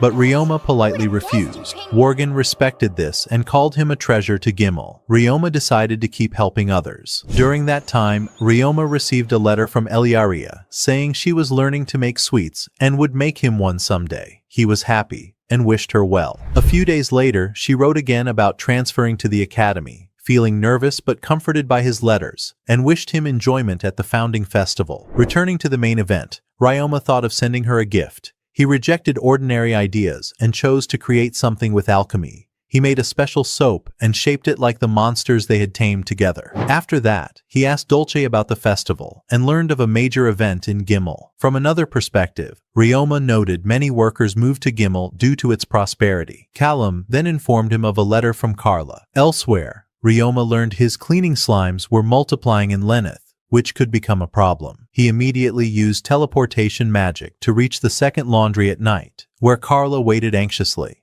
During that time, researchers reported unusual slime growth. They explained 75 new slimes had appeared. Ryoma then tamed them one by one, ensuring they were fully under control. After that, Ryoma sat down with the researchers and asked for a detailed explanation of the slime research results from the past period. He was deeply impressed by the reports prepared by Riblia and Tony, as they had recorded every observation, experiment, and change with remarkable precision, including slime behavior, feeding patterns, reproduction rates, and their response to the surrounding environment. During that, Ryoma felt satisfied, as they had reached a method to control slime reproduction instead of leaving it random. He stayed with them throughout the night, discussing details and exploring new ways to utilize slimes in cleaning, industry, and even combat. On the other hand, the next morning, Ryoma headed to visit his merchant friend Piora. As soon as he entered his company, he noticed a strong and unpleasant smell filling the place. Piora appeared and explained that someone had gifted him preserved fish with an extremely pungent odor. He hesitated at first, but then remembered that Ryoma had handled a similar issue before. Ryoma summoned a deodorizing slime from his dimensional storage and explained that it could absorb any foul smell. The slime quickly absorbed the odor, restoring the place to normal, and even the fish lost its smell. After that, Piora offered him a portion of the fish as a token of thanks. Ryoma accepted it and expressed his gratitude. He then mentioned his intention to visit Miyabi, but Piora told him she had gone to school to continue her studies. Returning to the main event, Ryoma went back to his laundry in Gimel, where Kaloum welcomed him and informed him that the employees' families had sent him gifts. Jin's family wanted to thank him for providing him with decent work, offering barley and a grain called samisa with a distinctive aroma. Ryoma felt the gift was too generous and didn't want to accept it without compensation, but Jin explained it was surplus harvest. Still, Ryoma insisted on paying, and after some discussion, they agreed. From another side, Ryoma held a business meeting where Serge presented him with a prototype of music boxes. He informed him that Damon was enthusiastic about production and that sales would begin soon. Serge suggested showcasing the product at the founding festival to benefit from the publicity provided by the Semloid Entertainment Group. When Ryoma asked about them, Serge explained they would perform near the laundry and requested to use the place as a dressing area.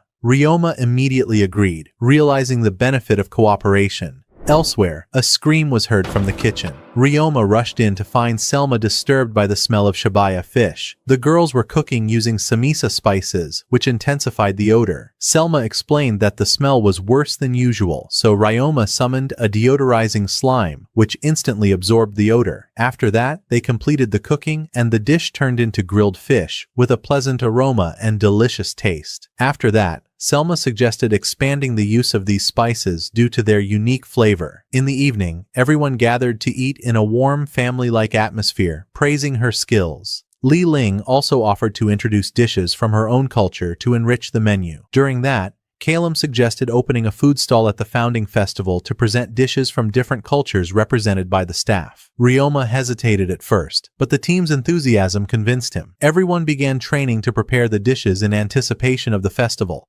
filling the atmosphere with excitement. On the other hand, Calum mentioned that the Semloid group would arrive the same day, and Ryoma told everyone to enjoy the festival the next day. That evening, Ryoma sat in his office thinking about the shortage of temporary workers and began planning how to organize tasks efficiently. Suddenly, Sergei knocked on the door and introduced him to Brunats, the leader of the Semloid group. Brynance expressed his admiration for the music box and described Ryoma as a creative person. Ryoma welcomed them and offered them rest. During their conversation, he learned that their journey to Gimel had been difficult due to the appearance of giant ants threatening the roads and frightening travelers. Ryoma felt a sense of responsibility and decided to head to the Adventurers Guild the next day to deal with the issue. Brynance admired his enthusiasm and willingness to help, praising his kindness and noting that the rulers valued him. At the same time, Ryoma felt that Brynance's personality was somewhat unusual and overly impulsive. The next morning, Ryoma went to the Adventurers Guild and asked Palma for quests related to the giant ants. Without hesitation, she provided him with a suitable quest, which he immediately accepted. After that, he summoned his lemur birds and ordered them to spread out to search for ant colonies. Using a shared senses magic, he focused until he was able to locate multiple colonies. While on his way, he spotted his friends Wes and Beck. He approached them with a smile and greeted them, and they were happy to see him. A girl standing with them looked at him with curiosity, wondering who he was. Beck introduced his team to Ryoma, mentioning that he was the well-known slime tamer they had heard about before. After that, Ryoma met the rest of the team. They were all from the slums and had formed their party some time ago. Vinya explained that they collected ant shells because they had a blacksmith who forged equipment for them at a low cost, making it extremely important. However, their main problem was that they couldn't easily locate ant colonies. On the other hand, Ryoma offered his help, and everyone thanked him sincerely. Beck tried searching the area but found nothing. At that moment, Ryoma opened his dimensional storage and brought out his slimes, astonishing the team with their number and organization. During that, Ryoma distributed the slimes across specific locations and ordered them to dig and lure the ants out of their nests. Suddenly, a monster appeared before them, but Ryoma eliminated it instantly without effort. Shortly after, larger numbers of ants began emerging, and he told them this was their chance to fight. His goal was to give Beck's team real combat experience, so he stood back, observing while ready to intervene if necessary. From another side, the young adventurers fought with all their strength, showing impressive skill for their age. Ryoma was pleased with their performance and praised their courage and coordination. After that, one final giant ant appeared, so Ryoma stepped in and defeated it quickly to avoid prolonging the battle. They continued hunting until sunset and managed to gather a large quantity. Returning to the main event, Beck expressed his happiness, saying it was their best hunting day in a long time. They returned to the city and thanked Ryoma for helping them and ensuring their safety. Lumel expressed her desire to hunt with him again the next day, but Beck insisted on sticking to their responsibilities. Elsewhere, Ryoma had an idea. He invited them to the laundry and offered them work during the founding festival. Calum thought for a moment, then agreed to hire them part-time during the festival after a quick evaluation. The children were overjoyed and grateful, feeling that a new opportunity had opened for them. After that, Ryoma invited them to celebrate inside the laundry, and the atmosphere was filled with excitement. He gave a short speech welcoming everyone and expressing his happiness at having them join the team, hoping they would enjoy the festival. During that, the staff began serving the food they had prepared, and everything was delicious. Brynance praised the gathering, while Solio apologized for his niece Maya's earlier behavior. After that, Ryoma learned that they were planning to perform a sword show at the festival, which increased everyone's excitement. Suddenly, Maya appeared and expressed her admiration for Ryoma's food. He smiled and told her there were more sweets she would surely enjoy. At the same time, Beck tasted some cookies and liked them very much, and the other children also showed clear enjoyment. After finishing the meal, Beck and his team thanked Ryoma again, seeing him as a role model. However, Wes seemed hesitant, as if carrying an inner concern. He approached Ryoma and asked for advice, admitting that he still felt afraid when facing monsters. On the other hand, Ryoma reassured him, telling him that having supportive friends was the most important thing and that courage comes with time and experience. Each battle would make him stronger. His friends supported him as well, and finally, he smiled, feeling relieved. In the evening, Ryoma apologized to Calum for inviting the slum children without prior coordination, but Calum assured him that what he did was an excellent step, as they were hardworking and respectful children. At the end of the day, Ryoma sat down and wrote a letter to Eliaria, telling her that he had enjoyed everything he had experienced and was happy he had helped new people. He also wished her success in her next stage and sent her his gift. On the other hand, the next morning, Eliaria prepared to say goodbye to her family before traveling. Her father, Reinhardt, was anxious, unable to imagine her living alone for the first time. However, Elise and Reinbach reassured him that she was ready, and soon the tension eased into laughter. After that, her family wished her a safe journey. She bid them farewell and boarded the carriage to the capital. During the trip, she received Ryoma's gift and smiled happily as she held it. A month later, Eliaria arrived at her new academy and began studying advanced magic. Despite the ease of the lessons, she seemed slightly distracted, as the students avoided her due to her noble status. Elsewhere, she met a girl named Michelle, who introduced herself as the daughter of a poorly regarded noble family. Though very polite, Eliaria asked her to speak casually and suggested calling her Eli. From that moment, they grew closer. During that, Eliaria admitted she struggled to make friends, and Michelle revealed she faced the same issue. She explained that others initially mistook her for a prince, which distanced her from them. On the other hand, Miyabi had been listening unintentionally. After that, Michelle showed Eliaria a magic circle she had drawn. Eliaria was reminded of alchemy, but Michelle clarified she was still learning magic circles on her own. When Michelle added new elements, the circle glowed and sparked. Eliaria admired her passion and remembered Ryoma. After that, Michelle noticed Miyabi and apologized if she had startled her. Miyabi then said she had a message for Eliaria. Surprised at first, Eliaria quickly realized it was from Ryoma. During that, Miyabi conveyed his wishes for her success. Eliaria recalled their last meeting and felt happy, knowing he supported her. Returning to the main event, Eliaria smiled and invited Miyabi to be her friend. She accepted and Michelle joined them, forming their first true friendship. After that, Michelle suggested forming a team for practical training. The girls agreed, knowing they needed 6 members. Elsewhere, they went to find Riley from the noble Silford family.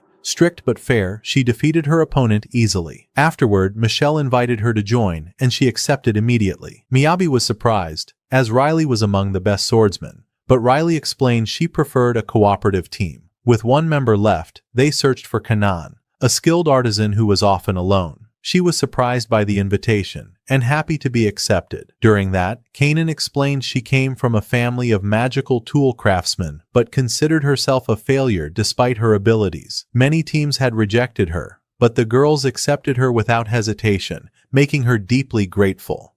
After that, practical training began. Miyabi asked about camping experience, and Eliaria and Riley confirmed they had some. On the other hand, the instructor announced the start of training, and the students entered the forest to camp without servants. Many struggled, but Eliaria's team set up their tent and fire with ease. At the same time, a conflict arose between 2 groups after one refused to help the other. As night fell, Eliaria's team noticed the others struggling, then rested for the next day. In the morning, a tent collapsed, injuring a girl. She blamed another group and the argument nearly escalated, but Miyabi stopped it. Eliaria treated the girl and helped rebuild the tent. Returning to the main event, the girls later apologized after Michelle stressed correcting mistakes. Eliaria suggested cooperation, and they agreed. They worked together, building a latrine, and Eliaria taught Kanan a simple trap. The girls gathered food, each using her skills. During that, one girl fell while fetching water, and Eliaria quickly helped her. Everyone noticed her kindness and willingness to assist. The instructors were proud, especially of Eliaria's team. The days passed smoothly, and on the final night, they sat around the campfire,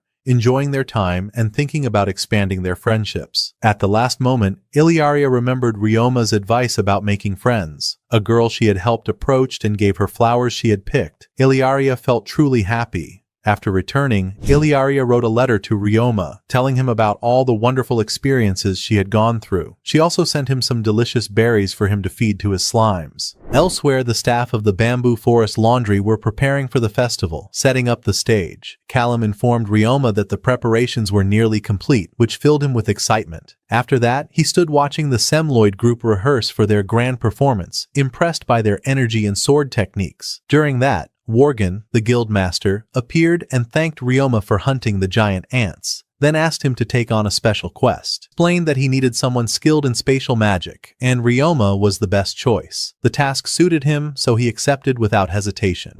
On the other hand, the next morning, Ryoma gathered with the other adventurers in Worgen's office. They learned their mission was to defeat 300 Treant monsters and collect their wood. When they questioned the reason, Worgen explained that the materials were needed to renovate the city and build a new tourist town outside the southern gate. Celia wondered why normal wood wasn't used, but Worgen clarified that the engineer in charge demanded stronger material. Asahi was assigned as the team leader, while Ryoma's role was support using spatial magic. Mia and the others showed enthusiasm to work with him. After that, they headed toward the forest. Ryoma felt happy working with the team again, recalling past memories. They began planning, as Liban explained that the treant's weak point was its face, and described how to identify them through their magical aura. In the evening, Mia set up the tents and noticed Ryoma taking out foldable chairs and a table from his dimensional storage, which impressed everyone. She praised him, making him feel embarrassed. During their conversation, Asahi noticed his tension and reassured him that everyone would support him, while Walana and Mazalia also confirmed their readiness. The next day they began the mission inside the forest. As soon as the first treant appeared, Liban led the attack. Ryoma sensed its mana, and the team defeated it quickly.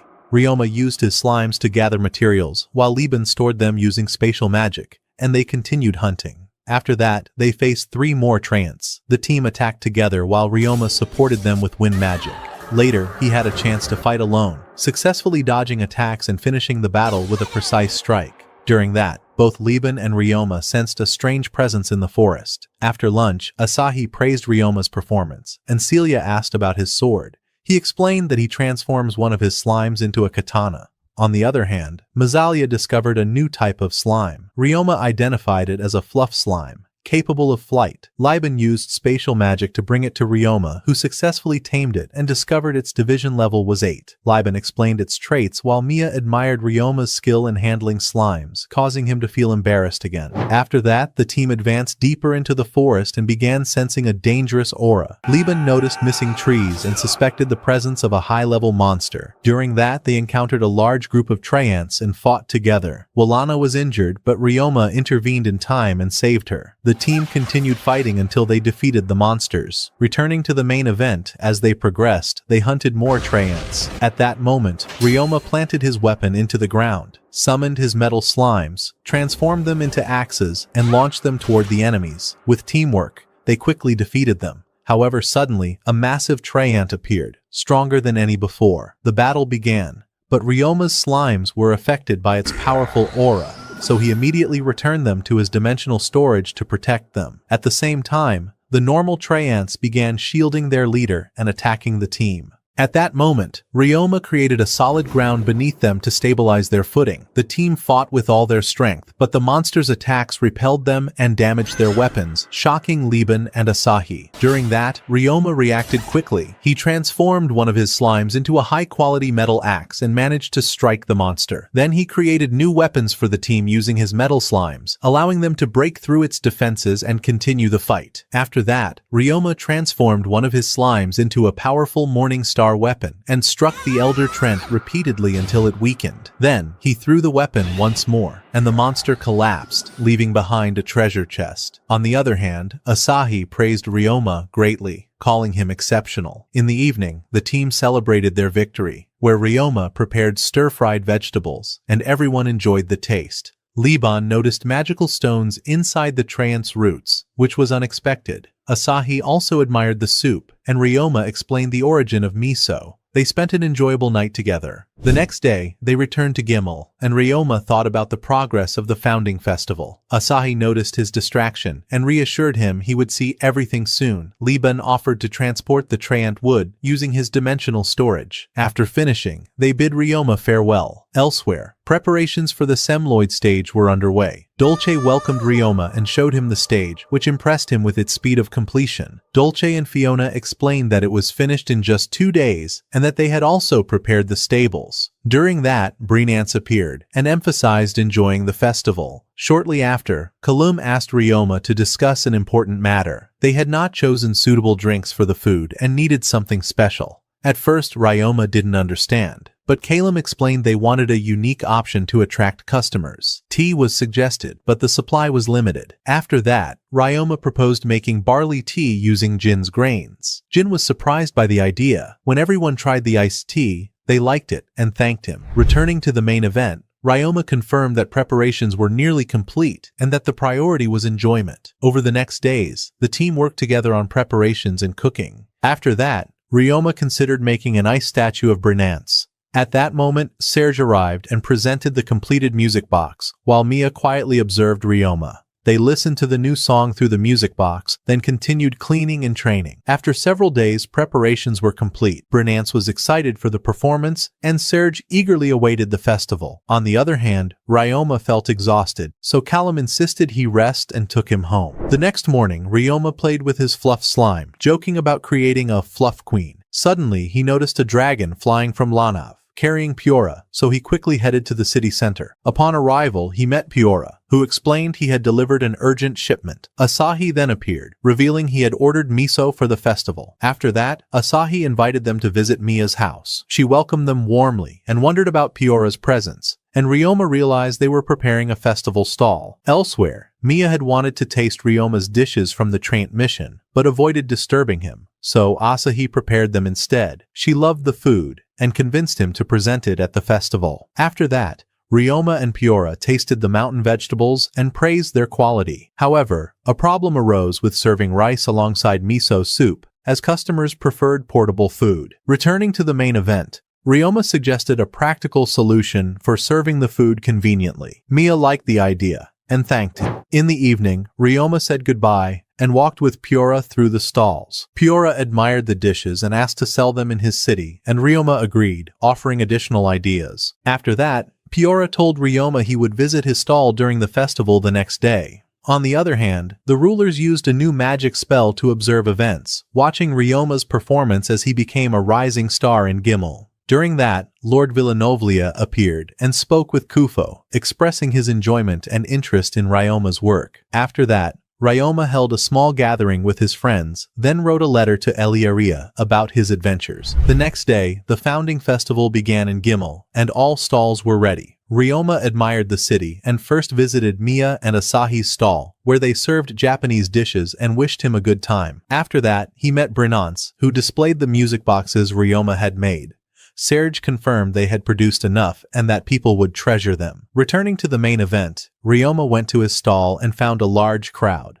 Everyone admired the variety of dishes from different cultures. He asked Dolce to organize the lines and felt proud seeing people happy. During that, Jin requested more stir-fry and iced tea, while the slimes cleaned dishes. Ryoma quickly provided more ingredients. After that, work continued, and he fed leftovers to the garbage slimes, which were pleased. Elsewhere, Worgen passed by, and Beck said Ryoma had become one of the top businessmen in Gimel. When Ryoma noticed the children hadn't rested, he asked Worgen to let them take a break, but Beck refused. At that moment, Carla and the staff arrived, reminding him to enjoy the festival. Before leaving, Ryoma completed the ice statue for Brynance, which impressed him. After that, Serge and Piora asked about the iced tea. Ryoma explained, and they became interested in the grains used. He informed his staff, and their families thanked him for creating new opportunities. Then Carla advised him to enjoy the festival, and Mia offered him Japanese food he liked. Suddenly, Ryoma noticed a lost child crying and decided to help. He learned his name was Teo, who had come from far away. While searching for his mother, Ryoma reflected on his life, adventures, and bond with Eliaria. On the other hand, he met Galissa, who was glad to see him enjoying life in Gimel. He confirmed that he did. After that, he reunited the child with his mother, who thanked him and returned to his stall. In the evening, people gathered to watch the Semloid group's performance. They presented an impressive sword show using magic blades, earning admiration. After that, Ryoma continued cooking and taught Selma how to make yakisoba, which impressed her. During that, Carla told him the group hadn't reached the main event yet, so he searched for them and found them working on a statue of Lady Manolia, the Wind Ruler. Maya explained they were decorating it with souvenirs from different cities. Returning to the main event, Ryoma gave a short speech, encouraging everyone to enjoy the festival. Everyone celebrated the successful day, and Beck thanked him, as the children earned money thanks to him. After that, Ryoma thanked Carla. Then Maya asked him to join the final performance. He participated in a sword duel with Soldio and Maya, impressing the audience. Ryoma felt happy, having lived a memorable day. The next morning, Sergi visited him and asked for a favor. After that, Ryoma wrote to Eliaria about the festival and sent her a special music box with a melody he designed. And then, Ryoma began a new day in Gimel. And here the story comes to an end, dear viewers. We truly hope you enjoyed it and had a great time watching. Before you leave, don't forget to hit the like button to support us, subscribe for more videos, and turn on the notification bell so you don't miss any new anime on the channel. Share your thoughts with us in the comments, and we'll see you again in upcoming stories. Until next time.